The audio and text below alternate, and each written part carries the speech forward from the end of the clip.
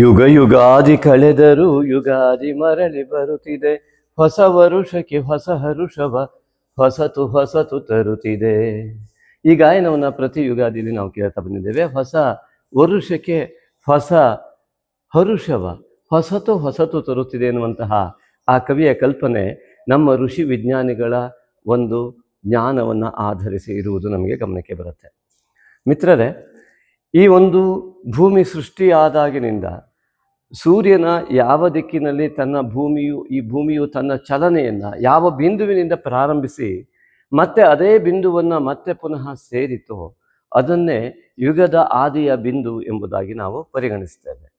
ವೈಜ್ಞಾನಿಕ ಮತ್ತು ಭೌಗೋಳಿಕವಾಗಿ ವೈಜ್ಞಾನಿಕ ಚಿಂತನೆಯ ಆಧಾರದ ಮೇಲೆ ಭೂಮಿಯು ಯಾವ ಬಿಂದುವಿಗೆ ಸೇರಿದಾಗ ಈ ಭೌಗೋಳಿಕವಾದಂತಹ ವ್ಯತ್ಯಾಸಗಳು ಕೂಡ ಮರ ಗಿಡಗಳಲ್ಲಿ ಹೊಸ ಹೊಸ ಹರ್ಷ, ಹೊಸ ತನವು ಗೋಚರವಾಗ್ತದೆ. ಹಾಗಾಗಿ ಈ ಭೂಮಿಯು ತನ್ನಲ್ಲಿ ಹಸಿರನ್ನು ಮೈಗೂಡಿಸಿಕೊಂಡು ಅತ್ಯಂತ ಸುಂದರಮಯವಾದಂತಹ ಪ್ರಕೃತಿ ಮಾತೆ ಈ ಭೂಮಾತೆಯಾಗಿ ಕಂಗೊಳಿಸ್ತಾಳೆ. ಈ ಒಂದು ದಿನವನ್ನು ಸುದಿನವನ್ನು ಯುಗಾದಿ ಎಂಬುದಾಗಿ ಹೇಳಿದರು. ಹಾಗಾಗಿ ಇದನ್ನೇ ಹೊಸ ವರುಷ ಎಂಬುದಾಗಿ ಹೇಳುವಂಥದ್ದು. 19/3/26 ಚೈತ್ರ ಮಾಸ ಶುಕ್ಲ ಪಕ್ಷ ಪಾಡ್ಯ. ಈ ಚೈತ್ರ ಮಾಸ ಶುಕ್ಲ ಪಕ್ಷ ಪಾಡ್ಯವೇ ಈ ಭೂಮಿಯು ಸರಿಯಾದ ಸೂರ್ಯನಿಂದ ಯಾವ ದಿಕ್ಕಿನಲ್ಲಿ ಯಾವ ಬಿಂದುವಿನಿಂದ ತನ್ನ ಚಲನೆಯನ್ನು ಪ್ರಾರಂಭಿಸಿತೋ ಅದೇ ಭೂಮಿಯ ಚಲನೆಯ ಬಿಂದುವಾಗಿದೆ. ಹಾಗಾಗಿ ಇದು ಹೊಸ ವರ್ಷ ಇದೇ ಆಗಿದೆ. ಭೂಮಿ ತಿರುಗುವಿಕೆಯಿಂದ ಉಂಟಾಗುವ ತನ್ನ ಸ್ವಸ್ಥಾನಕ್ಕೆ ಮತ್ತೆ ಮರಳುವ ವ್ಯವಸ್ಥೆಯನ್ನೇ ಹೊಸ ವರ್ಷ ಅಥವಾ ಯುಗಾದಿ ಅಂತ ಹೇಳಿದ್ದಾರೆ. ಅಂದರೆ ಭೂಮಿ ತಿರುಗುವಿಕೆಯಿಂದ ಉಂಟಾಗುವಂತಹ ವರ್ಷದ ಹೊಸ ನೂತನತೆ ಈ ಕ್ಯಾಲೆಂಡರ್ ತಿರುಸುವುದರಿಂದ ಬರುವುದಿಲ್ಲ. ಹಾಗಾಗಿ ವೈಜ್ಞಾನಿಕವಾದ ಸತ್ಯವೇ ಯುಗಾದಿಯೇ ನಿಜವಾದ ಹೊಸ ವರ್ಷ.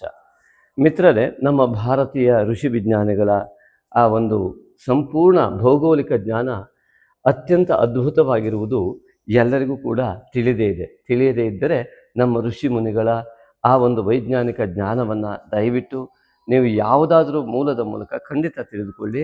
ನಿಜವಾದ ವೈಜ್ಞಾನಿಕತೆಯ ಅರಿವು ಆಗ ಮೂಡುತ್ತೆ. ಚೈತ್ರ ಮಾಸ ಎಷ್ಟೆಲ್ಲ ಒಂದು ಹೊಸ ವರ್ಷದಲ್ಲಿ ಯಾವ್ಯಾವ ನೂತನತೆಗೆ ಕಾರಣವಾಗುತ್ತೆ.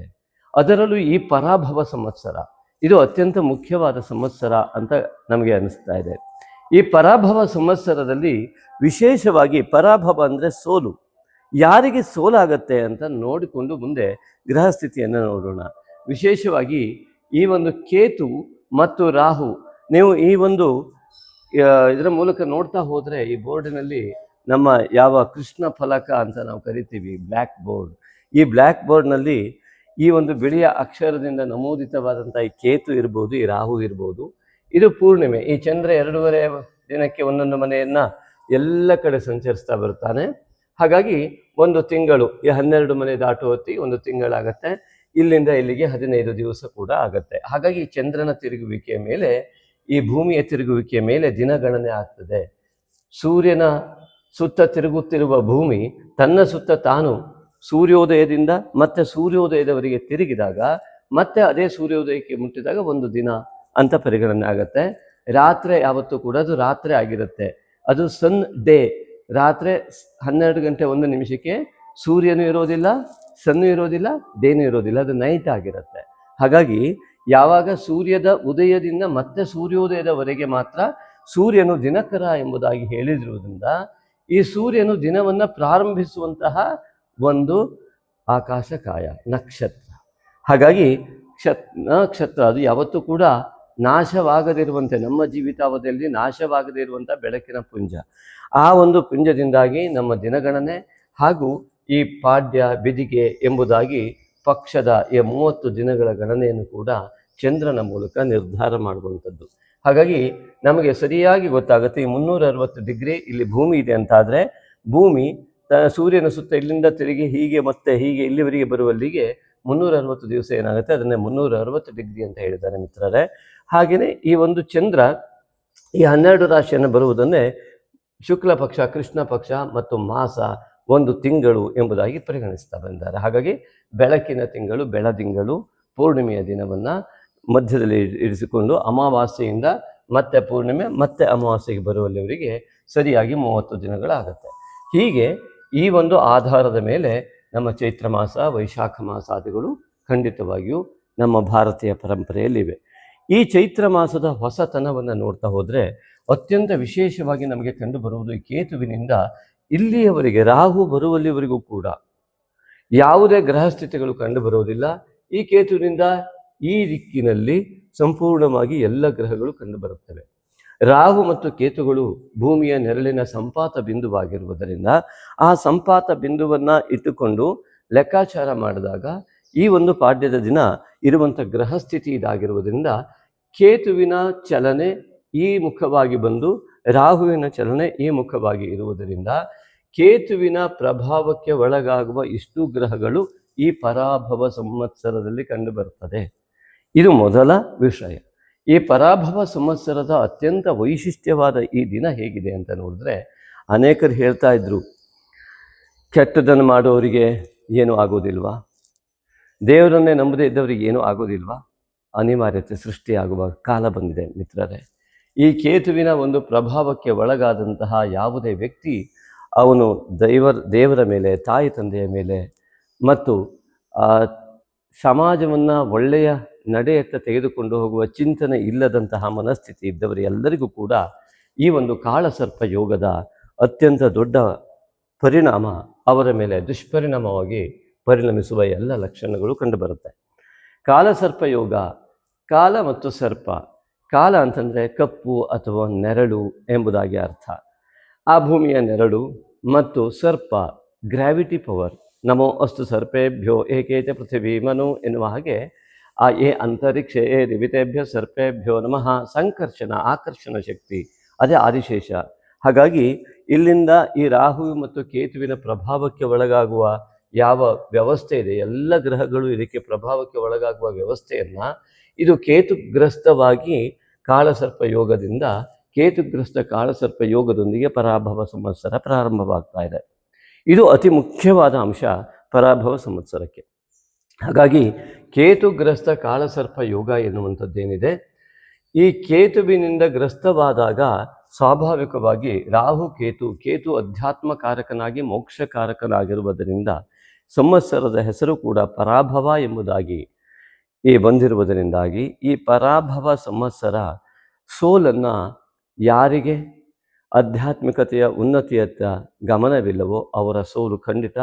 ಜೀವನದ ಲೌಕಿಕ ಸೋಲನ್ನು ಅನುಭವಿಸುವುದರ ಮೂಲಕ ಅಲೌಕಿಕ ಚಿಂತನೆಗೆ ಬರುವ ಅನಿವಾರ್ಯತೆ ಸೃಷ್ಟಿಯಾಗುವುದೇ ಈ ಪರಾಭವ ಸಂವತ್ಸರದ ಮೂಲ ಒಂದು ವಿಷಯ ಇರುವಂಥದ್ದು. ಹಾಗಾಗಿ ಅಲೌಕಿಕತೆಯತ್ತ ಹೋಗಬೇಕು ಅಂದರೆ ಲೌಕಿಕತೆಯಲ್ಲಿ ಆಸೆಪಟ್ಟ ವಿಷಯಗಳೆಲ್ಲವೂ ಅವರಿಗೆ ತೊಂದರೆದಾಯಕವಾಗಿ ಪರಿಣಮಿಸ್ತದೆ. ಇದನ್ನೇ ಕಾಳಸರ್ಪಯೋಗ ಅಂತ ಕರಿತೀವಿ.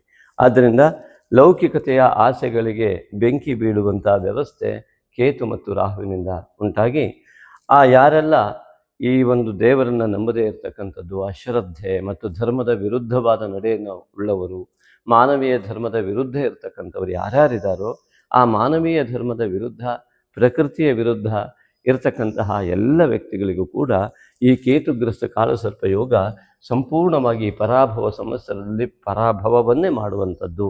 ಆದರೆ ಯಾರಿಗೆ ಕೇತುವಿನ ಗಣಪತಿಯ ಆರಾಧನೆ, ನಾಗ ಆರಾಧನೆ ಇರ್ತದೆಯೋ, ನಾಗಶಕ್ತಿ ವಿನಾಯಕನ ಆರಾಧನೆ ಇರುತ್ತೆಯೋ, ಅವರು ಯಾವುದೇ ರಾಶಿಯಲ್ಲಿ ಹುಟ್ಟಿರಲಿ, ಯಾವುದೇ ರಾಶಿಯಲ್ಲಿ ಹುಟ್ಟಿದ್ದರೂ ಕೂಡ ಅವರು ದೇವರನ್ನು ನಂಬಲೇಬೇಕು ಅಂತ ಇಲ್ಲ, ದೇವರನ್ನು ನಂಬಬಾರದು ಅಂತಲೂ ಇಲ್ಲ. ಹಾಗಾಗಿ ಯಾವುದೇ ರಾಶಿಯಲ್ಲಿ ಹುಟ್ಟಿದ್ದರೂ ಕೂಡ ಈ ಒಂದು ಮನಸ್ಥಿತಿಯ ಇರತಕ್ಕಂತಹ ಯಾವ ವ್ಯಕ್ತಿಗಳಿದ್ದಾರೆ, ಗಣಪತಿ ಮತ್ತು ನಾಗನನ್ನು ಆರಾಧನೆ ಮಾಡುವ ವ್ಯಕ್ತಿಗಳಿದ್ದಾರೆ, ತಾಯಿ ತಂದೆಯನ್ನು ಗೌರವಿಸುವ ವ್ಯಕ್ತಿಗಳಿದ್ದಾರೆ, ಪೂಜ್ಯ ಭಾವದಿಂದ ಗುರು ಹಿರಿಯರನ್ನು ನೋಡುವಂತಹ ವ್ಯಕ್ತಿಗಳಿದ್ದಾರೆ, ಅವರೆಲ್ಲರಿಗೂ ಕೂಡ ಅತ್ಯಂತ ಪರಾಭವದಿಂದ ಜಯವನ್ನು ಉಂಟು ಮಾಡ್ತಕ್ಕಂಥದ್ದು. ಆದ್ದರಿಂದಾಗಿ ಈ ಪರಾಭವದಿಂದ ಜಯವನ್ನು ಉಂಟಾಗ್ತಕ್ಕಂಥದ್ದು. ಯಾಕೆಂದರೆ ಎಲ್ಲಿಯವರೆಗೆ ಕೆಟ್ಟತನದ ಉನ್ನತಿ ಇರುತ್ತೋ ಆಗ ಒಳ್ಳೆಯತನದ ಅವನತಿ ಇರುತ್ತೆ. ಹಾಗಾಗಿ ಅದು ಅಪಜಯ ಅಂತ ಕರೆಸ್ಕೊಳ್ಳುತ್ತೆ. ಇವತ್ತಿನವರೆಗೆ ಯಾರೆಲ್ಲ ಈ ರೀತಿಯಾದ ಅಪಜಯದಲ್ಲಿ ಇದ್ದರೋ ಅವರೆಲ್ಲ ಇನ್ನು ಪರಾಭವದಿಂದ ಮುಕ್ತರಾಗಿ ಸಂಪೂರ್ಣವಾಗಿ ಜಯದ ಕಡೆಗೆ ಹೋಗುವಂಥ ದಿನ. ಯಾರೆಲ್ಲ ಅತ್ಯಂತ ಅಧರ್ಮದಿಂದಲೋ ಅಥವಾ ಮಾನವೀಯ ಧರ್ಮದ ಸತ್ಯದ ನಡೆಯನ್ನು ನಡೆಯದೆ ಧರ್ಮದ ಮಾರ್ಗದಲ್ಲಿ ಹೋಗದ ಯಾವ್ಯಾವ ವ್ಯಕ್ತಿಗಳಿರ್ತಾರೋ ಅಸತ್ಯ ಮಾರ್ಗವು ಎಲ್ಲವೂ ಕೂಡ ಸಂಪೂರ್ಣವಾಗಿ ಪರಾಭವ ಹೊಂದಿ ಅವರಿಗೆ ಅಲೌಕಿಕವಾದ ಜಯವನ್ನು ಕೊಡ್ತಕ್ಕಂಥದ್ದು ಈ ಒಂದು ಪರಾಭವ ಸಂವತ್ಸರ. ಆದ್ದರಿಂದ ಪರಾಭವ ಸಂವತ್ಸರದಲ್ಲಿರುವ ರಾಹು ಕೇತುವಿನಿಂದ ಉಂಟಾಗುವಂತಹ ಕಾಲಸರ್ಪ ಯೋಗವು ಈ ಒಂದು ಸಂವತ್ಸರದಲ್ಲಿ ನಾಗಶಕ್ತಿ ವಿನಾಯಕನ ಆರಾಧನೆಯನ್ನು ಯಾರೆಲ್ಲ ಮಾಡ್ತಾರೆ, ಆ ವಿನಾಯಕನಿಂದ, ಕೇತುವಿನಿಂದ ಉಂಟಾಗುವ ಮತ್ತು ರಾಹುವಿನಿಂದ ಉಂಟಾಗುವಂತಹ ದೋಷವನ್ನು ನಾಗನು ಸಂಪೂರ್ಣವಾಗಿ ನಿವಾರಣೆ ಮಾಡುವ ಮೂಲಕವಾಗಿ ಅವರ ಜೀವನದಲ್ಲಿ ಹೊಸತನವನ್ನು, ಹೊಸ ಹರುಷವನ್ನು ಖಂಡಿತವಾಗಿ ಉಂಟು ಮಾಡ್ತಾನೆ. ಹಾಗೆ ಇದನ್ನು ನೋಡಿದಾಗ ಈ ಒಂದು ಗ್ರಹ ಸ್ಥಿತಿಯನ್ನು ಗಮನಿಸಿದಾಗ 25/3/26 ಬುಧವಾರ ಸಪ್ತಮಿಯ ದಿವಸ ಶುಕ್ರ ಮೇಷರಾಶಿಯನ್ನು ಪ್ರವೇಶ ಮಾಡ್ತಾ ಇದ್ದಾನೆ. ಹಾಗೆ 2/4/26 ಗುರುವಾರ ಆ ಒಂದು ಪೌರ್ಣಿಮೆಯ ದಿವಸ ಕುಜಗ್ರಹವು ಮೀನರಾಶಿಯನ್ನು ಪ್ರವೇಶ ಮಾಡ್ತಾ ಇದ್ದಾನೆ. 10/4/26 ಶುಕ್ರವಾರ ದಿವಸ ಅಷ್ಟಮಿಯ ದಿವಸ ಬುಧನು ಮೀನರಾಶಿಯನ್ನು ಪ್ರವೇಶ ಮಾಡ್ತಾ ಇದ್ದಾನೆ. 14/4/26 ಮಂಗಳವಾರ ಆ ರವಿಯು ಮೇಷರಾಶಿಯನ್ನು ಪ್ರವೇಶ ಮಾಡ್ತಾ ಇದ್ದಾನೆ. ಹಾಗೆ 2/4/26 ಗುರುವಾರದಂದು ಕನ್ಯಾ ರಾಶಿಯಲ್ಲಿ ಪೌರ್ಣಿಮೆ ಕೂಡ ಸಂಭವಿಸ್ತಾ ಇದೆ. 17/4/26 ಶನಿವಾರದಂದು ಮೀನ ರಾಶಿಯಲ್ಲಿ ಅಮಾವಾಸ್ಯೆ ಘಟಿಸ್ತಾ ಇದೆ. 27/3/26 ಶುಕ್ರವಾರ ಈ ಶ್ರೀರಾಮನವಮಿ. ಎಲ್ಲರಿಗೂ ಕೂಡ ಹೊಸ ವರ್ಷದ ಶುಭಾಶಯಗಳೊಂದಿಗೆ ಶ್ರೀರಾಮನವಮಿಯ ಶುಭಾಶಯಗಳು. ಕರ್ಕಾಟಕ ರಾಶಿ ಸಂಜಾತರ ಎಲ್ಲರಿಗೂ ಕೂಡ ಆತ್ಮೀಯ ಸ್ವಾಗತ ಚೈತ್ರ ಮಾಸಕ್ಕೆ, ಪರಾಭವ ಸಂವತ್ಸರದ ಚೈತ್ರ ಮಾಸಕ್ಕೆ. ಮಿತ್ರರೇ, ಕರ್ಕಾಟಕ ರಾಶಿಯ ಅಧಿಪತಿಯಾದ ಚಂದ್ರಮನು ತೃತೀಯದಲ್ಲಿ ಹುಣ್ಣಿಮೆಯನ್ನು ಮತ್ತು ಭಾಗ್ಯದಲ್ಲಿ ಧನುರಾಶಿಯಲ್ಲಿ ಅಮಾವಾಸ್ಯೆಯನ್ನು ಉಂಟು ಮಾಡ್ತಾ ಇರ್ತಕ್ಕಂಥದ್ದು ಚೈತ್ರ ಮಾಸದ ವೈಶಿಷ್ಟ್ಯತೆ. ರಾಶಿಯ ಅಧಿಪತಿಯ ಚಂದ್ರನಾಗಿ ಎಲ್ಲ ರಾಶಿಯೂ ಕೂಡ ಚಂದ್ರನಿಂದಲೇ ನಿರ್ಣಯವಾಗುವಂಥದ್ದಾಗಿರುವುದರಿಂದಾಗಿ, ಮುಖ್ಯವಾಗಿ ಚಂದ್ರನು 2.5 ದಿನಕ್ಕೆ ಒಂದೊಂದು ಮನೆಯನ್ನು ಕೂಡ ನಿರಂತರವಾಗಿ ಚಲನೆಯಲ್ಲಿ ಇರುವುದರಿಂದಾಗಿ ಒಂದೊಂದು ಮನೆಯ ಒಂದೊಂದು ಅಧಿಪತ್ಯವನ್ನು ಕೂಡ ಆ ಎಲ್ಲ ಅಧಿಪತಿಗಳ ಜೊತೆಗೆ ಇವನು 1 ತಿಂಗಳಲ್ಲಿ ಎಲ್ಲ ರಾಶಿಯ ಅಧಿಪತಿಗಳನ್ನು ಕೂಡ ಭೇಟಿಯಾಗುವಂಥ ವ್ಯವಸ್ಥೆಯನ್ನು ಈ ಒಂದು ಅಮಾವಾಸ್ಯೆಯಿಂದ ಪೂರ್ಣಿಮೆ, ಪೂರ್ಣಿಮೆಯಿಂದ ಮತ್ತು ಅಮಾವಾಸ್ಯೆವರೆಗೆ ಒಂದು ಮಾಸದ ಪರ್ಯಂತ ಈ ಒಂದು ಕ್ರಿಯೆಯಲ್ಲಿ ತೊಡಗಿರುವವನು ಚಂದ್ರಮ. ಕರ್ಕಾಟಕ ರಾಶಿ ಅತ್ಯುತ್ತಮವಾದಂತಹ ಹೃದಯ ಭಾಗದ ರಾಶಿಯಾಗಿರುವುದರಿಂದಾಗಿ ಭಾವನೆಗಳಲ್ಲಿ ಅತಿ ಶುದ್ಧ ಭಾವನೆ ಉಳ್ಳಂತಹ ಕರ್ಕಾಟಕ ರಾಶಿಯವರು ಯಾವ ಗ್ರಹಸ್ಥಿತಿಯ ಜೊತೆಗೆ ಬೆರೀತಾರೋ ಆಗಾಗ ಅವರ ಭಾವನೆಗಳು ಕೂಡ ವ್ಯತ್ಯಾಸ ಆಗುವಂತಹ ಲಕ್ಷಣಗಳಿರ್ತದೆ. ಅದಕ್ಕೋಸ್ಕರವಾಗಿ ದೈವ ಬಲದ ಅಗತ್ಯ ಈ ವ್ಯಕ್ತಿಗಳಿಗೆ ಖಂಡಿತವಾಗಿಯೂ ಇರ್ತದೆ. ಈ ದೈವ ಬಲವನ್ನು ಚಿಂತನೆ ಮಾಡ್ತಾ ಹೋದಾಗೆ ಏನೆಲ್ಲ ಸಮಸ್ಯೆಗಳಾಗ್ತದೆ. ಯಾವುದೇ ರಾಶಿಯವರಿಗೂ ಕೂಡ 3 ರೀತಿಯ ಫಲಗಳು ಪ್ರತಿ 3 ವಿಭಾಗದಲ್ಲಿ ಸಿಗತ್ತೆ. ಮೊದಲನೇದಾಗಿ ಒಂದು ನೀಚ ಫಲ, ಮಧ್ಯಮ ಫಲ ಮತ್ತು ಉತ್ತಮ ಫಲ ಎಂಬುದಾಗಿ ಒಂದೇ ರಾಶಿಯವರಿಗೆ 3 ರೀತಿಯ ಫಲಗಳು ಯಾವತ್ತೂ ಕೂಡ ಲಭ್ಯ ಆಗುತ್ತೆ. ಯಾವ ಆಧಾರದ ಮೇಲೆ ಅಂತಂದರೆ ಅವರ ಪೂರ್ವಜನ್ಮದ ಪಾಪ ಪುಣ್ಯ ಮತ್ತು ಈ ಕುಟುಂಬದ ಆರಾಧನೆಯ ಫಲ, ಕುಟುಂಬದ ದೋಷ ಪುಣ್ಯ ಎರಡೂ ಸೇರಿ ಈ ಜನ್ಮದ ಕರ್ಮಫಲಗಳು ಎಲ್ಲವೂ ಸೇರುವುದರ ಮೂಲಕವಾಗಿ ಕೆಲವರಿಗೆ ನೀಚ ಫಲವು, ಕೆಲವರಿಗೆ ಮಧ್ಯಮ ಫಲವು, ಕೆಲವರಿಗೆ ಉತ್ತಮ ಫಲವು ಲಭ್ಯವಾಗ್ತಾ ಇರ್ತದೆ. ಅವರವರ ವಯಸ್ಸಿಗೆ ತಕ್ಕಂತೆ ಅವರವರಿಗೆ ದಶಾಭುಕ್ತಿಗಳನ್ನು ಆಧರಿಸಿ ಅವರವರ ಜಾತಕ ಫಲದಲ್ಲಿ ಲಗ್ನಾದಿಗಳು ಮತ್ತು ಅಷ್ಟಕವರ್ಗಾದಿಗಳ ಬಲಾಬಲಗಳ ಮೇಲೆ ಅನೇಕ ವಿಧವಾದ ಫಲಗಳಲ್ಲಿ ಅನೇಕ ವ್ಯತ್ಯಾಸಗಳು ಖಂಡಿತವಾಗಿ ಉಂಟಾಗುತ್ತೆ. ಆದರೆ ನಮಗೆ ಬೇಕಾಗಿರೋದು ಅತ್ಯುತ್ತಮ ಫಲವೇ ಎಂಬುದಾಗಿ ಪ್ರತಿಯೊಬ್ಬರೂ ನಿರ್ಧರಿಸಿರುತ್ತಾರೆ. ಅದರಲ್ಲಿ ಕೆಲವರಿಗೆ ಅನಾಯಾಸವಾಗಿ ಉತ್ತಮ ಫಲ ಸಿಕ್ಕರೆ, ಇನ್ನೊಬ್ಬರಿಗೆ ಪ್ರಯತ್ನ ಪಟ್ಟರೂ ಸಾಮಾನ್ಯ ಫಲ ಸಿಗುತ್ತೆ, ಇನ್ನೊಬ್ಬರು ಎಷ್ಟೇ ಮಾಡಿದ್ರೂ ಕೂಡ ಕೆಟ್ಟ ಫಲವನ್ನು ಅನುಭವಿಸುವಂಥ ಯೋಗಗಳು ಪ್ರತಿ ರಾಶಿಯವರಿಗೆ ಲಭ್ಯವಾಗುತ್ತೆ. ಇದಕ್ಕೆಲ್ಲ ಕಾರಣ ಈಗಾಗಲೇ ನಾವು ಹೇಳಿದಾಗೆ ಪ್ರಾದೇಶಿಕ ಬದಲಾವಣೆ, ಸಂಸ್ಕಾರದ ಬದಲಾವಣೆ, ಆರಾಧನೆಯ ಬದಲಾವಣೆ ಹಾಗೂ ಅವರವರ ಪೂರ್ವಜನ್ಮದ ಪಾಪಾಂಶ ಪುಣ್ಯಾಂಶ, ಹಾಗೆ ಕುಟುಂಬದ ದೋಷಾದಿಗಳು ಇತ್ಯಾದಿಗಳು. ಹಾಗಾಗಿ ಅವರವರಿಗೆ ಯಾವ್ಯಾವ ಫಲವನ್ನು ಅನುಭವಿಸುವ ಯೋಗವನ್ನು ಅವರು ಸೃಷ್ಟಿ ಮಾಡಿಕೊಳ್ತಾರೆ, ಅದು ಅವರ ವ್ಯಕ್ತಿಗತವಾದಂತಹ ವೈಯಕ್ತಿಕವಾದಂತಹ ಫಲವನ್ನು ಅನುಭವಿಸಲಿಕ್ಕೆ ಯೋಗ್ಯರಾಗ್ತಾ ಹೋಗ್ತಾರೆ. ಹೇಗೆ ಅಂತ ಕೇಳಿದರೆ, ಒಂದೇ ಮನೆಯಲ್ಲಿ, ಒಂದೇ ಪ್ರಾದೇಶಿಕತೆಯಲ್ಲಿ, ಒಂದೇ ಕುಟುಂಬದಲ್ಲಿ ಹುಟ್ಟಿದವರಿಗೆ ಒಬ್ಬರಿಗೆ ಒಳ್ಳೆಯದಾಗ್ತದೆ, ಒಬ್ಬರಿಗೆ ಕೆಟ್ಟದಾಗ್ತದೆ. ಅಲ್ಲಿ ಕಾರಣ ಏನು ಅಂತಂದರೆ ಅವರವರ ವೈಯಕ್ತಿಕವಾದ ಸ್ವಭಾವದಲ್ಲಿ ಇರುವಂತಹ ಹಿನ್ನೆಲೆ. ವೈಯಕ್ತಿಕವಾಗಿ ಯಾವ ಗ್ರಹಕ್ಕೆ ಅವರು ಹೆಚ್ಚಿನ ರೀತಿಯಲ್ಲಿ ಬಲವನ್ನು ಕೊಡ್ತಾ ಬರ್ತಾರೆ. ಉದಾಹರಣೆ, ಚಂದ್ರ ಗುರುವಿನ ಜೊತೆಗೂ ಬೆರೆದು ಗಜಕೇಸರಿ ಯೋಗವನ್ನು, ಕೇತುವಿನ ಜೊತೆಗೆ ಬಂದು ಕೇತುಗ್ರಸ್ತನಾಗಿಯೂ, ಹಾಗೆಯೇ ರಾಹುವಿನ ಜೊತೆಗೆ ಬಂದು ರಾಹುಗ್ರಸ್ತನಾಗಿಯೂ, ಕುಜನ ಜೊತೆಗೆ ಬಂದು ಶಶಿಮಂಗಳ ಯೋಗವನ್ನು, ಗುರುವಿನ ಜೊತೆಗೆ ಗಜಕೇಸರಿ ಯೋಗವನ್ನು, ಈ ರೀತಿಯಾಗಿ ಅನೇಕ ವಿಧವಾದ ಯೋಗಗಳನ್ನು ಉಂಟು ಮಾಡುವಂಥವನ್ನೇ ಚಂದ್ರ. ಇಂತಹ ಚಂದ್ರನ ಅಧಿಪತ್ಯವುಳ್ಳ ರಾಶಿ ಅತ್ಯುತ್ತಮವಾದ ಫಲವನ್ನೇ ಪಡೆಯಬೇಕು. ಆದರೆ ಪೂರ್ವಜನ್ಮದ ಫಲಾಫಲಗಳೆಲ್ಲವೂ ಕೂಡ ಅಲ್ಲಿ ಸೇರುವುದರಿಂದ ಉದಾಹರಣೆಯನ್ನು ಹೇಳಿಬಿಟ್ಟು ಮುಂದೆ ಹೋಗ್ತೇನೆ. ಸಮಯ ಹೆಚ್ಚಾದರೂ ಈ ಬಾರಿ ಎಲ್ಲ ವಿಡಿಯೋಗಳಲ್ಲಿ ಸ್ವಲ್ಪ ಅಧಿಕ ಸಮಯವನ್ನು ತೆಗೆದುಕೊಳ್ತಾ ಇದ್ದೇವೆ. ಮುಖ್ಯವಾಗಿ ನೋಡಿ, ಉದಾಹರಣೆಗೆ ನಾವು ವಿಡಿಯೋವನ್ನು ಬಿಡ್ತಾ ಇದ್ದೇವೆ, 10,000 ಜನ ಕರ್ಕಾಟಕ ರಾಶಿಯವರು ಈ ವಿಡಿಯೋವನ್ನು ನೋಡಿದ್ರೆ ಕನಿಷ್ಠ ಪಕ್ಷ 1,000 ಜನರು ಇದನ್ನು ಶೇರ್ ಮಾಡಿರೋದಿಲ್ಲ. ಕೇವಲ 100 ಜನ ಶೇರ್ ಮಾಡಿರ್ತಾರೆ. ಇದೇ ಜಗತ್ತಿನಲ್ಲಿ ಪ್ರಕೃತಿ ಸ್ವಾಭಾವಿಕವಾಗಿರ್ತಕ್ಕಂಥದ್ದು.